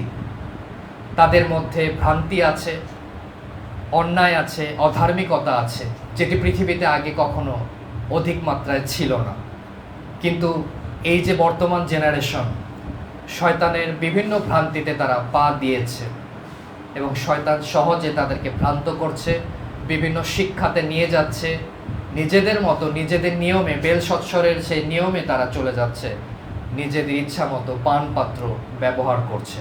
ঈশ্বর তাদের জন্য বিচার রেখেছে, ঈশ্বরের হাত তাদের জন্য বিচার লিখছে। আমরা যেন সাবধান হই, ঈশ্বরকে পরিহাস করতে পারবো না, কারণ জীবন্ত ঈশ্বরের হস্তে, ঈশ্বরের অঙ্গুলিতে পতিত হওয়া ভয়ানক বিষয়। আমরা যেন সাবধান হই, ঈশ্বরের আত্মাকে আমরা অপমান করতে পারি না, ঈশ্বরের যে অনুগ্রহ আছে আমরা সেটিকে তুচ্ছ করতে পারি না। ঈশ্বরের পরিকল্পনা মঙ্গলের পরিকল্পনা, ঈশ্বর সকলের জন্য আশীর্বাদ রেখেছে, মঙ্গল রেখেছে, কিন্তু তার অঙ্গুলি যেগুলো লিখেছে, আজ্ঞা যেগুলো দিয়েছে, সেগুলো আমাদের পালন করতে হবে, তবেই আমরা বিজয়ী হতে পারবো, যিশুর সঙ্গে পরম দেশে আমরা বাস করতে পারবো। আসুন আমরা ঈশ্বরের কাছে নত হই, যেন ঈশ্বর তিনি আমাদেরকে উন্নত করেন। সকলকে তুমি আশীর্বাদ করো প্রভু, যেন প্রত্যেকে তোমার সেই লেখা দ্বারা, যেটি তুমি যোহন 8 অধ্যায় 7 থেকে 9 পদে লিখেছ ভূমিতে, সেই লেখা দ্বারা আমরা যেন আজকে দোষীকৃত হই, যেন আমরা বলতে পারি তোমার অনুগ্রহ আমার জন্য যথেষ্ট, তোমার অনুগ্রহ ক্ষমা তুমি আমাকে দান করো। এই ক্ষুদ্র প্রার্থনা প্রভু যীশু খ্রিস্ট আমরা তোমার নামে চাই, আমেন। আমেন। ইম্মানুয়েল।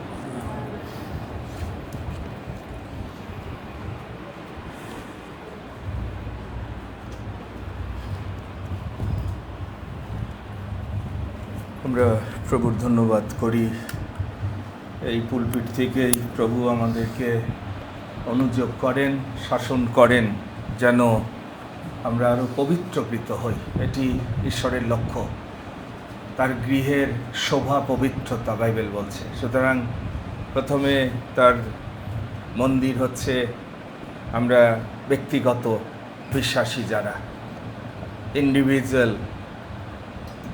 আপনার ভিতরে প্রভুর আত্মা যদি বাস করে, প্রভু যদি বাস করে, আপনি বুঝতে পারবেন যে আপনি কত আশীর্বাদের পাত্র।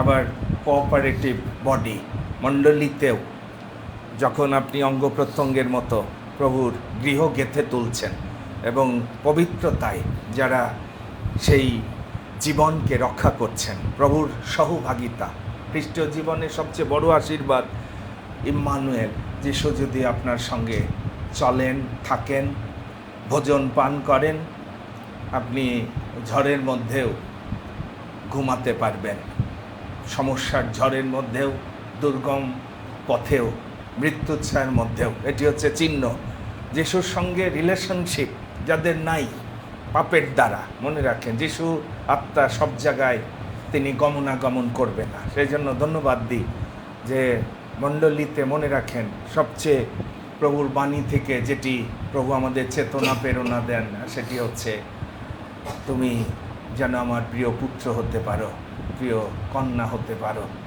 তাকে যেন আপনি সন্তুষ্ট করতে পারেন। ধন্যবাদ দিই আমাদের এই যুবদাস এল্ডার জোয়েলের জন্য। সে তার জীবনকে চেষ্টা করছে যেন এই মন্দ জগৎ থেকে এই যৌবন বয়সে নিজেকে রক্ষা করা। আপনারা জানেন এটি সহজ বিষয় না, ফাইট করতে হয়, ফাইট করছে। এটি কঠিন। এই জেনারেশন যেখানে টিন এজেই তাদের জীবন শেষ হয়ে যাচ্ছে, খুব সাবধান হন।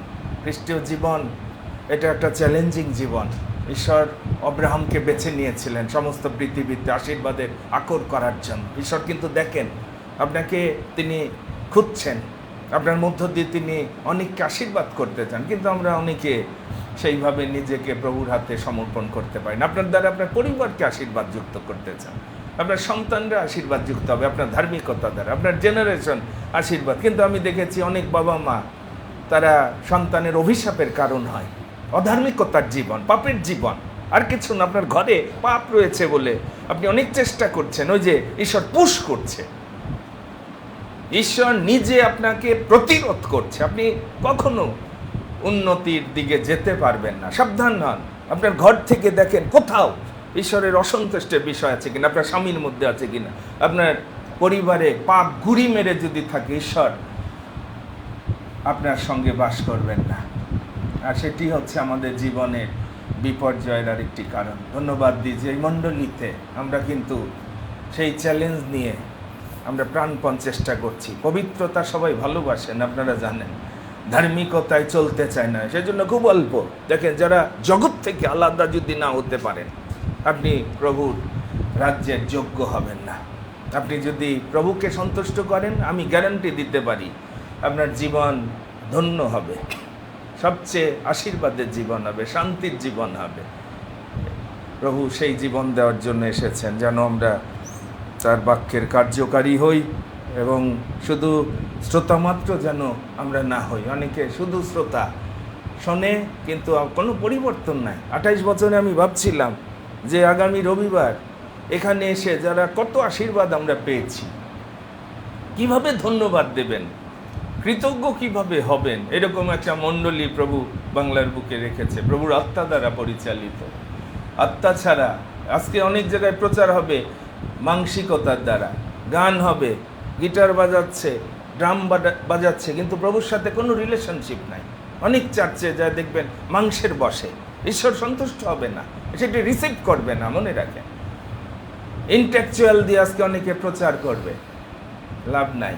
প্রভুর আত্মা যদি কাউকে না চালায়, ঈশ্বরের বাক্যের নিগুড় বিষয় সে বলতে পারবে না। আত্মা, ঈশ্বর আত্মা, সুতরাং সমস্ত তার সাথে যত সহভাগিতা হবে আরাধনায়, ওই যে গান প্রার্থনা যারা করছে, তারা যদি আত্মার দ্বারা চালিত না হয়, ওই গান স্বর্গে পৌঁছাবে না। প্রচার যারা করছে, প্রভুর আত্মার অভিষেক যাদের নাই, কোনো কাজ হবে না। মনে রাখেন, আত্মার দ্বারা, ঈশ্বরের আত্মা দ্বারা আমরা যেন আগামী 28 বছর পূর্ণতার একটা দিন আসছে, 24 তারিখ। ধন্যবাদ দিই যে প্রভু যদি অনুগ্রহ করেন, আমরা সেই দিন দেখে আমাদের কৃতজ্ঞতা প্রকাশ করব। একদিন না, কিন্তু শুক্র, শনি, রবি 3 দিনের এক পবিত্র সভা আবারও আমি আহ্বান করেছি পালক হিসাবে, কারণ আমার একটা দায়বদ্ধতা আছে। আপনাদের প্রত্যেকের আত্মার হিসাব প্রভুকে আমার দিতে হবে। আমি সবচেয়ে বিপদের মধ্যে আছি, আপনারা কি মনে করেন? আমরা এবং এল্ডাররা, যিশু আপনাদের জন্য প্রহরী কার্যকারী হিসাবে আমাদের নিযুক্ত করছে। আপনাদের প্রত্যেকের প্রাণের হিসাব যিশু আমার কাছ থেকে নেবে।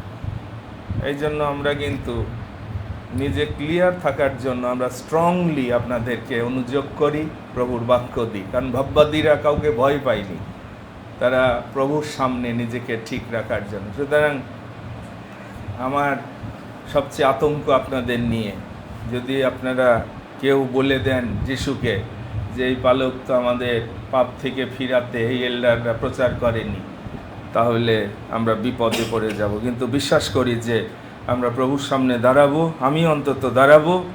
আমি প্রভুকে বলবো যে প্রভু, আমি প্রত্যেককে রক্ষা করার জন্য চেতনা দিয়েছি, প্রেরণা দিয়েছি, যেন তারা রক্ষা পায়। আর সেই জন্য এখন থেকে আমরা প্রস্তুত হই। 50 সপ্তমী দিবস, সবচেয়ে আশীর্বাদের দিনে এই মণ্ডলীর যাত্রা শুরু হয়েছিল, যেদিন 2000 বছর আগে প্রভু নিজে আত্মার অগ্নিতে প্রায় 120 জনকে অভিষিক্ত করে মণ্ডলী শুরু করেছিলেন, প্রভু রাজ্য প্রতিষ্ঠা করেছিলেন। একটা ফাউন্ডেশনের উপরে এই মণ্ডলী দাঁড়িয়ে রয়েছে। আমাদের একটা ভিত্তি আছে, মনে রাখেন। আপনি যদি সঠিক ভিত্তির উপর না দাঁড়ান, স্বর্গের সাথে কানেকশন হবে না। সেই জন্য যাকব বৈথেল, ঈশ্বরের গৃহ, এমন একটা ভিত্তির উপর সে অভিষেক করলো যেটি স্বর্গের সাথে কানেক্টেড। আপনারা জানেন, এই মণ্ডলীতে আপনাদের জীবনের আশীর্বাদগুলো গণনা করেন এবং একটা ভিত্তির উপর আমরা দাঁড়িয়ে রয়েছি। আর সেই ভিত্তি থেকেই সমস্ত আশীর্বাদ আমাদের জীবনে আসছে। আমরা সবাই মিলে যেন এই দিনে প্রভুর গৌরব করতে পারি, কৃতজ্ঞ যেন হতে পারি। গণনা করেন, এই 28 বছর যারা এসেছেন, আপনার ঘরে পালকরা কতবার গিয়েছে, একটু চিন্তা করেন। প্রত্যেক বিশ্বাসী চিন্তা করেন এই পরিচর্যা আপনার জীবনে, আপনার সন্তানদের জীবনে কি কি আশীর্বাদ এনেছে। এই 28 বছর যারা বিভিন্ন সময় এসেছেন, আমি চাই যে আপনারা কৃতজ্ঞতার হৃদয় নিয়ে উপস্থিত হবেন। আপনি যদি এতটুকু কৃতজ্ঞ থাকেন যে প্রভু এই মণ্ডলী না থাকলে আজকে অনেক সত্য আমি জানতাম না, আমার জীবন আরো অন্ধকারে হারিয়ে যেত, আমার প্রার্থনা আপনি সেই হৃদয় নিয়ে উপস্থিত হবেন। আমাদের এল্ডারগণও এবং সেই সঙ্গে আমার 2 জন ছাত্র ইতিমধ্যে তারা টিকিট বুকিং দিয়ে তারা প্রস্তুত হচ্ছে। তপন পবেন দিনাজপুর থেকে শশাঙ্ক ভাইয়ের সঙ্গে আসবে, এল্ডার নিখিল ভাই আসবে, এল্ডার জুয়েল আসবে এবং আমরা প্রত্যাশা করছি বিশ্বাসী ভাই বোন সেই সঙ্গে ফেসবুকেও যারা এই মণ্ডলীকে ভালোবাসেন, যারা প্রভুর পক্ষে দাঁড়াতে চান, আমার আহ্বান আসেন সবাই মিলে প্রভুর নামকে গৌরবান্বিত করি। কারণ অল্পই মনোনীত সংখ্যা, প্রভুর পক্ষে দাঁড়ানোর লোকের সংখ্যায় বাংলাদেশে আমি দেখেছি খুব অল্প।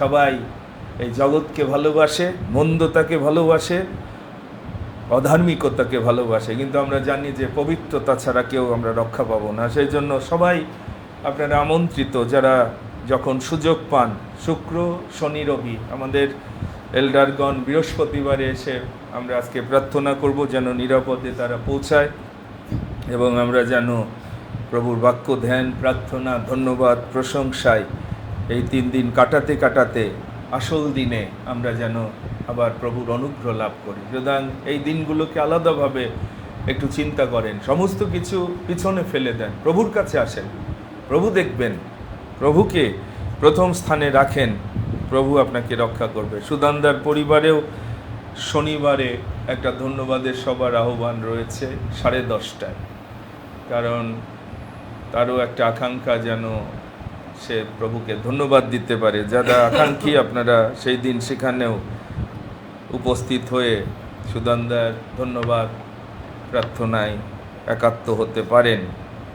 আমরা আজকে কৃতজ্ঞ হই যে সত্যি প্রভু দেখতে দেখতে 28 বছর আমাদেরকে এই ঢাকা শহরে পবিত্র যীশু খ্রিস্টের মণ্ডলীর পরিচর্যায় তিনি তত্ত্বাবধান করছেন। আমি ব্যক্তিগতভাবে চিন্তা করি যে ভক্ত যেভাবে গানে বলেছে, যদি দিবানিশি ভরি প্রশংসা করি শেষ হবে না। প্রত্যেকটি দিন আমার স্মৃতিতে যেগুলো আছে, কিভাবে আমরা এসেছিলাম, কিভাবে এই যাত্রা শুরু হয়েছিল, আজকে যে অবস্থানে প্রভু আমাদের নিয়ে এসেছেন। যদি ঈশ্বর কোনো দর্শন দেন, তার যোগান ঈশ্বর দেন। এটি আমার জীবনে এই পরিচর্যা আমি প্রমাণ করেছি। ঈশ্বর যদি কাউকে ডাকেন, ঈশ্বরই যথেষ্ট তার জীবনকে রক্ষা করা, তার পরিবারকে রক্ষা করা, তার প্রয়োজনকে পূর্ণ করা। এটি তার প্রতিজ্ঞা। মনে রাখে, ঈশ্বরের লোকরা কোনো মানুষের উপর নির্ভর করেনি, ঈশ্বর তাদের যোগানদাতা। আমরা কৃতজ্ঞ হই যে সেই জীবন্ত প্রভুর সেবা আমরা করছি, এই মণ্ডলীর মধ্য দিয়ে প্রভুর মণ্ডলী আমরা গেঁথে তোলার প্রাণপণ চেষ্টা করছি। আমাদের প্রত্যেকটি পদক্ষেপ আপনারা জানেন বিশ্বাসের পদক্ষেপ। সুতরাং এই 3 দিন এবং বিশেষ সেই পঞ্চসপ্তমীর দিবসেরও সমস্ত আয়োজন, সমস্ত কিছুর আমরা প্রভুর কাছেই আজকে রাখবো। প্রভু যেন যেভাবে 5,000 লোকের অভাব তিনি পূর্ণ করেছিলেন, অল্প এক বাটি সেই 1 প্যাকেট লাঞ্চের মধ্য দিয়ে একটা ছোট বালকের, ঈশ্বর এইভাবে আমাদের প্রতিপালন করছেন। ইতিমধ্যে যারা আপনারাও আশীর্বাদের সহভাগী হওয়ার জন্য আলোদি আমাদের এল্ডার প্রদীপ সে তেল ডাল ইতিমধ্যে নিয়ে উপস্থিত হয়েছে যে প্রভু তোমার এই কার্যে আমি যেন আমার যতটুকু আছে, অনেক সময় আমরা নিজেদের জন্য অনেক কিছু স্টক করি, চাল ডাল তেল দেখবেন অনেকের ঘরে আছে, কিন্তু মণ্ডলীর জন্য যিশুর জন্য আমরা পালাই। যেই কিছু দেওয়ার কথা শুনি যিশুকে, দেখবেন অনেকে আর উপাসনায় অনেককে দেখতে পাবেন না, প্রভুর কাজে আর অনেককে খুঁজে পাবেন না। খুব সাবধান, প্রভুকে ঠকালে আপনি নিজে ঠকবেন। লিন্ডাদির ভালোবাসাও এই সবাই যুক্ত হবে। লিন্ডাদি অনেক আগেই প্রভুকে ভালোবেসে মণ্ডলীর প্রতি তার ভালোবাসা রয়েছে। সুতরাং কাকু লিন্ডাদি তাদের ভালোবাসাও এই আয়োজনে প্রভু সংযুক্ত করবেন, যেন যারা আজকে যারা সেই উপহার আমাদের পাপড়িবনও তার বিশেষ উপহার প্রভুর চরণে নিয়ে এসেছে, এবং আজকে তার জন্য আমরা বিশেষ প্রার্থনা করব। বিশেষ উপহার প্রভু যেন তাকে শক্তি দেয়, বল দেয়। কিছুটা সে শারীরিকভাবে অসুস্থ, ডাক্তারের মধ্য দিয়ে আমরা জানতে পারি, কিন্তু প্রভুর বাক্যের উপর আমাদের বিশ্বাস রাখতে হবে। ডাক্তারকে বিশ্বাস করবেন না, বিশ্বাসীরা বিশ্বাস করবেন যিনি এই দেহকে রচনা করেছে। আপনার ডায়াবেটিস, প্রেশার 1 সেকেন্ডে যিশু ভালো করে দিতে পারে। ইউটিউবে দেখবেন ঈশ্বরের অলৌকিক কার্য, ঈশ্বরের লোকদের মাধ্যমে, বিশ্বাসের দ্বারা। কিন্তু আমরা যেহেতু বিশ্বাস করি না, আমরা ডাক্তারে বিশ্বাস করছি। ডাক্তার বলছে সারা জীবন প্রেশারের ওষুধ খাইতে হবে, আপনি ডাক্তারকে বিশ্বাস করছেন। ওই জন্য যিশু বলছে তোমার বিশ্বাস অনুসারে সারা জীবন প্রেশারের ওষুধ খাও। কিন্তু আপনি যদি যিশুর কাছে এসে বলতেন যে প্রভু তুমি স্পর্শ করলে আমার ডায়াবেটিস, আমার প্রেশার কিচ্ছু থাকবে না, আমি বিশ্বাস করেছি, আমার জীবন কিচ্ছু, নাহলে সেই প্রভুর মহিমা আপনার জীবনে প্রকাশিত হয় না। আমরা ডাক্তারদের বিশ্বাস করি, জগতে কত ডাক্তারের ভুল চিকিৎসায় কতজন মারা গেছে। বিশ্বাস করবেন না, বিশ্বাস করবেন প্রভুকে। সুতরাং প্রভু যেন আমাদের সমস্ত আয়োজন আরাধনা গ্রাহ্য করেন, আমরা সেই প্রার্থনা করব। যারা আসবে নিরাপদে যেন প্রভু নিয়ে আসে, এবং আজকে পাপড়ি বোনের জন্য তার উপহার সহ আমরা তাকে বিশেষভাবে রাখবো। আমরা এখন থেকে প্রস্তুত হই, আমি সেই আহ্বান রাখি প্রিয় ভাই বোন। জীবনে এই দিনগুলো আর নাও আসতে পারে, আগামী বছর দেখতে পাবেন এরকম আয়োজন। আমি আপনাদেরকে ভালোবাসি, আপনারা মনে হয় আমার ভালোবাসা বুঝতে পারেন না। যেহেতু যিশুকে আমি ভালোবাসি, যিশুর দেওয়া দায়িত্বকে আমি ভালোবেসে পালন করার চেষ্টা করছি। আপনারাও চেষ্টা করছেন ভালোবেসে। আর একটু সিরিয়াস আমরা হই যে প্রভু তোমার রাজ্য সন্নিকট। কোন জীবন নিয়ে এত দৌড়াচ্ছেন? নিজের শক্তিও থাকবে না, বলও পাবেন না। মনে রাখেন প্রভু বলছে আমার ভিন্ন, বাঁচতে পারবেন না। এতবার এই বলবের থেকে আমি আপনাদের সাবধান করি। শারীরিকভাবে সুস্থ থাকেন না কেন অনেকে, মনে আনন্দ থাকে না কেন বলেন, আমাকে প্রশ্নের উত্তর দেন। আনন্দ নাই কেন? শান্তি নাই কেন? সুন্দর পরিবার নাই কেন? সুন্দর জীবন নাই কেন? বৃথা পরিশ্রম কেন? এত চেষ্টা করে কি জীবন, কি পরিবার আমরা রচনা করছি? আমরা বুঝিনি। যিশুকে যদি পাইতেন, যিশুকে যদি শুধু এই দেহটা সমর্পণ করে দিতেন, যিশুকে খালি বলেন যে যিশু এই দেহে তুমি বাস করো, দেখতেন জীবিত পবিত্র প্রীতিজনক এই দেহে যিশু বাস করে, যার দেহে সে কত শান্তিতে ঘুমায়, সে সুস্থ থাকে। তার যোগান যিশুর কাছ থেকে আসে, তার আশীর্বাদ প্রভুর কাছ থেকে। সুতরাং প্রভুর সাথে এই ভিত্তির সাথে আমরা সংযুক্ত থেকে আমরা রক্ষা পাচ্ছি। আগামীতেও যেন এই সহভাগিতায় যারা আছেন আরও যেন আমরা প্রভুর প্রতি বিশ্বস্ত। আমরা হাত তুলি, আমাদের ধন্যবাদ প্রার্থনা প্রভুর চরণে উৎসর্গ করি। সেই সঙ্গে প্রার্থনা করি যেন প্রভু আশীর্বাদ করে এই সভাগুলোতে যারা আসবে, এবং আমরা যেন আরও সিরিয়াস হই, অনুতাপ যেন করি। আজকে বাক্য শুনেছি, প্রভু আমার ভিতরে পাপ আছে, অহংকার আছে, ইগো আছে, তুমি তোমার রক্তে আমাকে ধৌত করে। যিশু ছাড়া, নতুন নিয়মে তার রক্ত ছাড়া আপনি সম্পূর্ণ সূচি হবেন না, পবিত্র হবেন না। পুরাতন নিয়মের রক্ত হচ্ছে ওই ঢাকে, আবার উঠাইলেই ভিতরে পাপ। ব্যবস্থা দ্বারা কেউ পবিত্র জীবন যাপন করতে পারবে না। আত্মা ছাড়া প্রভুর সাথে কোনো সহভাগিতা হবে না। আসুন সেই প্রভুর সাথে সংযুক্ত থেকে তার দেওয়া দায়িত্ব পালন করি। আসুন মস্তক অবনত করে জানু পেতে সবাই মিলে ধন্যবাদ কৃতজ্ঞতা প্রভুর চরণে রাখি। পাপড়ি বোনের জন্য বিশেষভাবে রাখবো, তার উপহার প্রভু যেন গ্রহণ করে। শেষে আমাদের এল্ডার প্রদীপের সঙ্গে আমরা প্রার্থনা শেষ করবো। Hallelujah, hallelujah. প্রভু আমরা ধন্যবাদ দিই, তোমার গৌরব প্রশংসা করি, কারণ তুমি মঙ্গলময়, তোমার দয়া অনন্তকালটা। ধন্যবাদ দিই পিতা, তুমি আমাদেরকে এই 28 বছর এ যাবৎ রক্ষা বহন করে এই দিনগুলো আমাদের সামনে উপস্থিত করতে যাচ্ছ। যেন তোমার আশীর্বাদগুলো, দয়াগুলো আমরা স্মরণ করি, কৃতজ্ঞ যেন হই পিতা। আমরা অনেক সময় পিতা অকৃতজ্ঞতার পরিচয় দিই, যখন আমাদেরকে তুমি আহ্বান করো, আমাদের উপর যখন কোনো দায়িত্ব অর্পণ করো, আমরা অনেক সময় অজুহাত দিই, ব্যস্ততার অজুহাত।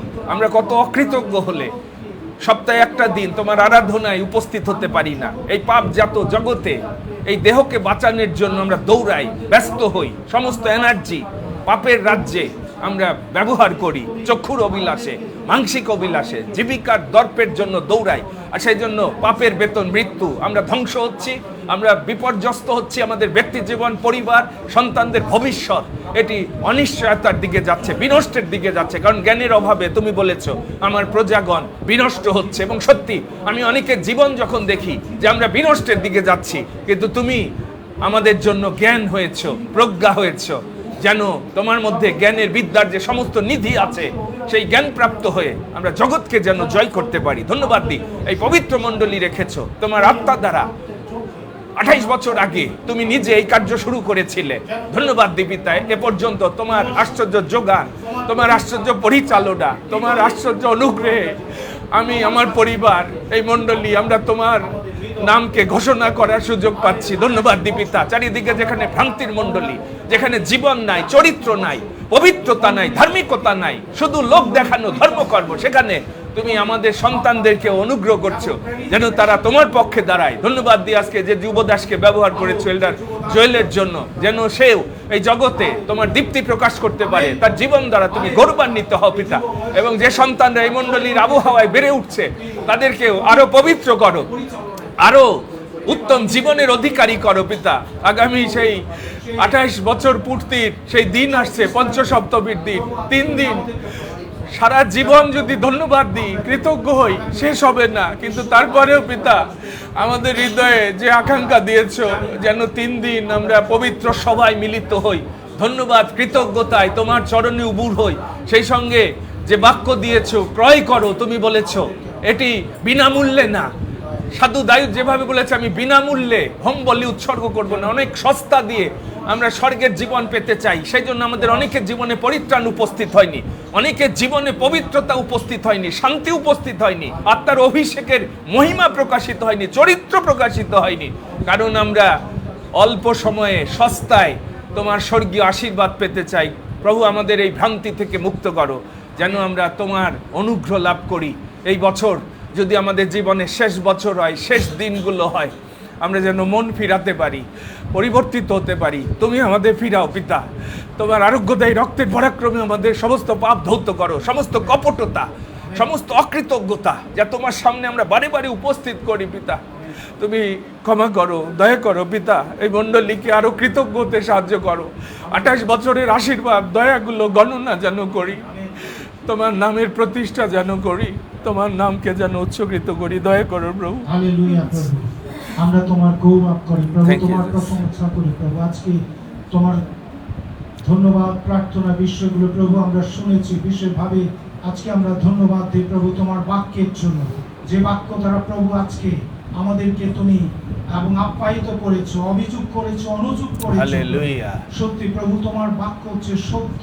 আমেন। এবং এই সত্য দ্বারাই প্রভু আজকে আমরা যেন স্বাধীন হতে পারি প্রভু। যে যুবদাসকে তুমি আজকে ব্যবহার করেছো প্রভু, তার মধ্য দিয়ে পবিত্র আত্মার যে শক্তি, হালেলুয়া, পরাক্রম প্রভু আজকে হালেলুয়া, প্রকাশিত হয়েছে প্রভু। পিতা, যে আমরা তার অথরিটি তুমি জীবনের রেখেছো, জন্য মণ্ডলীতে আমরা ধন্যবাদ, যে কৃতজ্ঞতা। লিডারশিপ প্রভু, রেখেছো, আমরা যেন জানাতে বশীভূত চাই হই, প্রভু, আজ্ঞা যেন প্রভু বহু আমরা যেন তার সন্তান। অহংকার যেন না করি প্রভু। আমরা যেন নম্র হই প্রভু। আমেন। আমরা আমাদের আপন আপন কুপথ থেকে যেন আমরা ফিরে আসি হ্যাঁ পিতা। প্রভু। আমরা যেন ভাই আমরা পাপের মধ্যে রয়েছি প্রভু, সেই পাপাত্ম থেকে তুমি আমাদেরকে রক্ষা করো প্রভু। আমরা বিশেষভাবে আরো ধন্যবাদ দিতে চাই এই মণ্ডলীর জন্য প্রভু। হ্যাঁ পিতা। এই মণ্ডলী 28টি বছর হালেলুয়া, হালেলুয়া। তুমি মণ্ডলীকে ধরে তুমি রেখেছো, আমেন, আমেন। অনুগ্রহের মধ্যে রেখেছো। এই এবং সেই 24 তারিখে প্রভু যে এবং সেই পবিত্র আত্মার যে অবতারণ প্রভু, তুমি স্বর্গ থেকে তুমি পবিত্র আত্মা তুমি সেচন করবে, সেদিন প্রভু তুমি আমাদেরকে প্রস্তুত করো যেন প্রভু আমরা এখন থেকে যেন প্রস্তুত হই প্রভু। এই দিন প্রভু আমরা দেখতে পাবো কিনা প্রভু আমরা জানি না, যেন আমরা প্রস্তুত হই প্রভু। আমরা তোমার রাজ্য আইসো, তোমার ইচ্ছা সিদ্ধ করো। পিতা ধন্যবাদ দিই ইতিমধ্যে যারা তাদের ভালোবাসার উপহার নিয়ে এসেছে। আলাউদ্দির জন্য ধন্যবাদ, এল্ডার প্রদীপের জন্য ধন্যবাদ দিই, লিন্ডাদির জন্য, পাপড়ি বোনের জন্য, কাকুর জন্য। হ্যাঁ পিতা, এবং মণ্ডলীর ভান্ডার তুমি আশীর্বাদ করো পিতা, যেন এই সকল বিষয়ে আমরা আরো উপচিয়া পড়তে পারি। হ্যাঁ পিতা, যিশু নামে তোমার আরোগ্য দেয়, স্পর্শ দাও, তোমার শক্তি নির্গত হোক, তোমার পরাক্রম নেমে আসুক তার জীবনে, বিশ্বাস দাও, বিশ্বাসের মহিমা যেন সে দেখে পিতা। Hallelujah, hallelujah, thank you, amen. সেই অনুগ্রহ হ্যাঁ করুন, পিতা। দয়া করে আমরা সুদামদার হ্যাঁ জীবনের পিতা। জন্য ধন্যবাদ দিই। Thank you, আগামী সেই 23 তারিখে তার ধন্যবাদ সভা রয়েছে প্রভু। হ্যাঁ পিতা। তুমি তাকে আরো প্রস্তুত করো, হ্যাঁ যেন পিতা। প্রভু তোমার সেই সাক্ষ্য যেন দিতে পারে। সে তোমার পরিচর্যাকারী প্রভু, হুম। সে তোমার সন্তান প্রভু। তুমি তাকে সেই অনুগ্রহ, আমরা সেই বিনাবনকে রাখি প্রভু। হ্যাঁ পিতা। সেই বিনাবনকে তুমি স্পর্শ করো, যেন তার ক্ষত সকল যেন শুকিয়ে যায় প্রভু। আমরা বিশ্বাস করি। আমেন। আমাদের অনেকের ধন্যবাদ, হ্যাঁ পিতা। প্রার্থনা, ধন্যবাদ। বিষয়গুলো রয়েছে, আমরা হাত তুলেছি। হালেলুয়া। যারা অনলাইনে রয়েছে প্রভু, হ্যাঁ পিতা, তারাও সমস্ত যেন যুক্ত গৌরব হতে তোমার। পারে। আরো প্রভু, তুমি আমরা জীবন্ত, বিশেষভাবে সত্য আরো প্রার্থনায় স্মরণ করতে এবং চাই, তুমি যারা গোপনে সেই বর্তমান। 24 তারিখের হ্যাঁ পিতা। অনুষ্ঠানে যারা বিভিন্ন জায়গা থেকে হ্যাঁ যে পিতা। যারা আসবে প্রভু, হ্যাঁ পিতা, তুমি তাদের নিরাপদে নিয়ে আসো। সহবর্তীও, তুমি যাত্রাপথে তাদেরকে তুমি নিরাপত্তা তাদের দাও। রক্ষক হও, যেন পালক প্রভু হও, তারা নিরাপদে এবং এক পৌঁছে সহভাগিতায় আবার একত্রে যেন সেই তোমার গৌরব বৃহস্পতিবার জানায়। রাত্রিতে Thank you. তোমার গৌরব প্রশংসা করতে Hallelujah. পারো, প্রভু Thank যিশু। you, Jesus. তুমি অনুগ্রহ করো, দয়া করো, আশীর্বাদ করো প্রভু, যেন আমরা যা কিছু করি প্রভু তোমার গৌরবার্থে বাঁচি যদি প্রভু তোমার জন্য। এই জীবন তোমার প্রভু, আমেন। আমরা তোমার কাছে উৎসর্গ করতে আমেন, পারি, প্রভু। হালেলুয়া। তুমি আমাদেরকে সেই অনুগ্রহ করো, দয়া করো, আশীর্বাদ করো। তুমি আমাদেরকে জীবিত রাখো, আমাদের ত্রাণকর্তা, মুক্তিদাতা প্রভু যীশু খ্রিস্টের নামে চাই, আমেন। Amen, amen. সব করি অর্পণ। আসুন এই গান গায়ে প্রভুর প্রতি আমাদের ভালোবাসা, কৃতজ্ঞতা, সম্মান, সমাদর প্রকাশ করি। সব করি অর্পণ, সব করি অর্পণ, সব করি অর্পণ, সব করি অর্পণ। যিশুকে সব করি অর্পণ, যিশুকে সব করি অর্পণ, স্বেচ্ছায় সকল করি না। প্রেম বিশ্বাসে এ জীবন কাটাই তাহার সন্নিধানে। সব করি অর্পণ, সবটাই সব করি অর্পণ, সমস্ত মন, সমস্ত প্রাণ দিয়ে সব করি অর্পণ, সব করি অর্পণ, সর্বস্ব হে ধন্য দাতা করি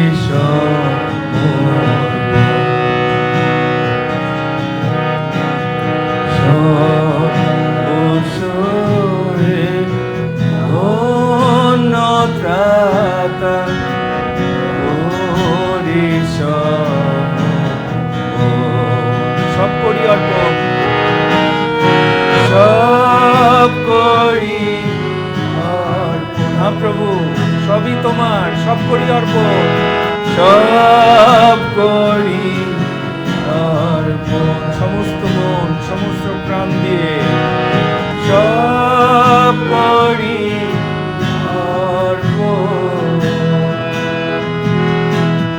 সব করি অর্পণ। আবার বলি, সব করি অর্পণ, সব করি অর্পণ, সব করি অর্পণ। প্রভু ধন্যবাদ দিই, তোমার আশীর্বাদ আমাদের ধরে রেখেছে, আমাদের জীবনে শক্তি, বল, যোগ্যতা, তালন্ত, কর্মক্ষমতা, জীবন জীবিকা নির্বাহের মেধা, দক্ষতা এটি তোমার দেওয়া।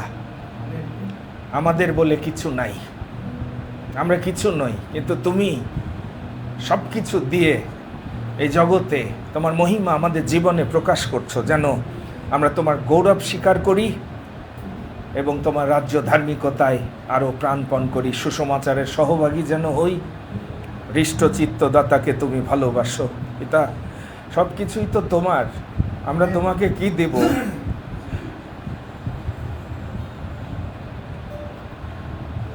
আমাদের ভালোবাসার এই উপহার, কৃতজ্ঞতার উপহার যা তোমার চরণে রেখেছি পিতা, আমাদের হৃদয় তুমি জানো, আমাদের পরিমাণ তুমি জানো, আমাদের স্বার্থপরতা, কপটতা তুমি জানো, অকৃতজ্ঞতা তুমি জানো। সমস্ত মন প্রাণ দিয়ে আমরা এখনো অনেকে তোমাকে ভালোবাসতে পারিনি। তোমার ভক্ত সন্তানরা সুসমাচারের জন্য রাত দিন পরিশ্রম করেছে, পবিত্রগণের অভাবে সহভাগী হয়েছে, তোমার নামকে উচ্চকৃত করার জন্য তারা প্রাণপণ পরিশ্রম করেছে। প্রভু, তুমি আমাদের সেই হৃদয় দাও যেন তোমার গৃহ আমরা নির্মাণ করতে পারি, যেখানে তুমি বাস করবে, গমনাগমন করবে। এই পবিত্র মণ্ডলীর মধ্য দিয়ে আমরা তোমার রাজ্য যেন প্রতিষ্ঠা করতে পারি, ব্যয়ভার যেন আমরা হিসাব করতে পারি। তুমি বলেছ আমার কাছে ক্রয় করো অগ্নি দ্বারা পরিষ্কৃত স্বর্ণ, যেন ধনবান হও। আমরা অনেক সময় এই জগতের মূর্খ জ্ঞান দ্বারা জগতে সেই নির্বোধ ধনীর মতো জগতের ধনে ধনবান হতে চাই, কিন্তু তুমি স্বর্গীয় ধনে ধনবান হওয়ার জন্য আমাদের আহ্বান করেছো। স্বর্গে ধন সঞ্চয় করো প্রভু, তুমি আমাদের সেই প্রজ্ঞা দাও, হৃদয়ের চোখ আলোকিত করো তোমার ধনে, যেন আমরা ধনবান হতে পারি। আজকে যে উপহার, কৃতজ্ঞতা, ভালোবাসা তোমার ভাণ্ডারে, তোমার চরণে রেখেছি, তুমি গ্রহণ করো, আশীর্বাদ করো এই ভাণ্ডারকে, যেন পিতা আমরা সমস্ত সৎকর্মের নিমিত্ত উপচিয়া পড়তে পারি। আগামী যে সবার প্রয়োজন, মণ্ডলীর প্রয়োজনে যাব তুমি পূর্ণ করে আসছো, এবং যারা অংশী হচ্ছে, যারা বীজ বুনছে, তাদের জীবনে ভাণ্ডারে আশ্চর্য আশীর্বাদ ঢেলে দাও যিশু নামে পিতা, যেন প্রত্যেকের ভাণ্ডার আশীর্বাদের ভাণ্ডার হয়, এবং সর্বদা সর্বপ্রকার উপচয় প্রাচুর্য যেন আসে, তোমার প্রতিজ্ঞার ফল যেন আমরা প্রাপ্ত হই, ধার্মিকতার ফল যেন বৃদ্ধি পায়। এই উপহার দ্বারা, এই ভাণ্ডার দ্বারা, আমাদের জীবন দ্বারা তুমি গৌরবান্বিত হও, মহিমান্বিত হও, প্রশংসিত হও। তোমার রাজ্য আইসুক, তোমার ইচ্ছা সিদ্ধপূর্ণ হোক। এই ধন্যবাদ, বিনতি, প্রশংসা, প্রার্থনা প্রভু যীশু তোমার পবিত্র নামে শ্রবণ এবং গ্রাহ্য করো। আমেন। আমাদের ত্রাণকর্তা প্রভু যীশু খ্রিস্টের অনুগ্রহ, পিতা ঈশ্বরের অসীম প্রেম, পবিত্র আত্মার সহভাগিতা, শক্তি এবং অনুপম শান্তি আমাদের উপস্থিত সকলের প্রতি, সেই সঙ্গে অনলাইনেও খ্রিস্টের ভ্রাতাভগ্নী যতজন এই আত্মিক সহভাগিতায়, এই পবিত্র আরাধনায় সংযুক্ত সকলের সহবর্তী হোক। আমেন।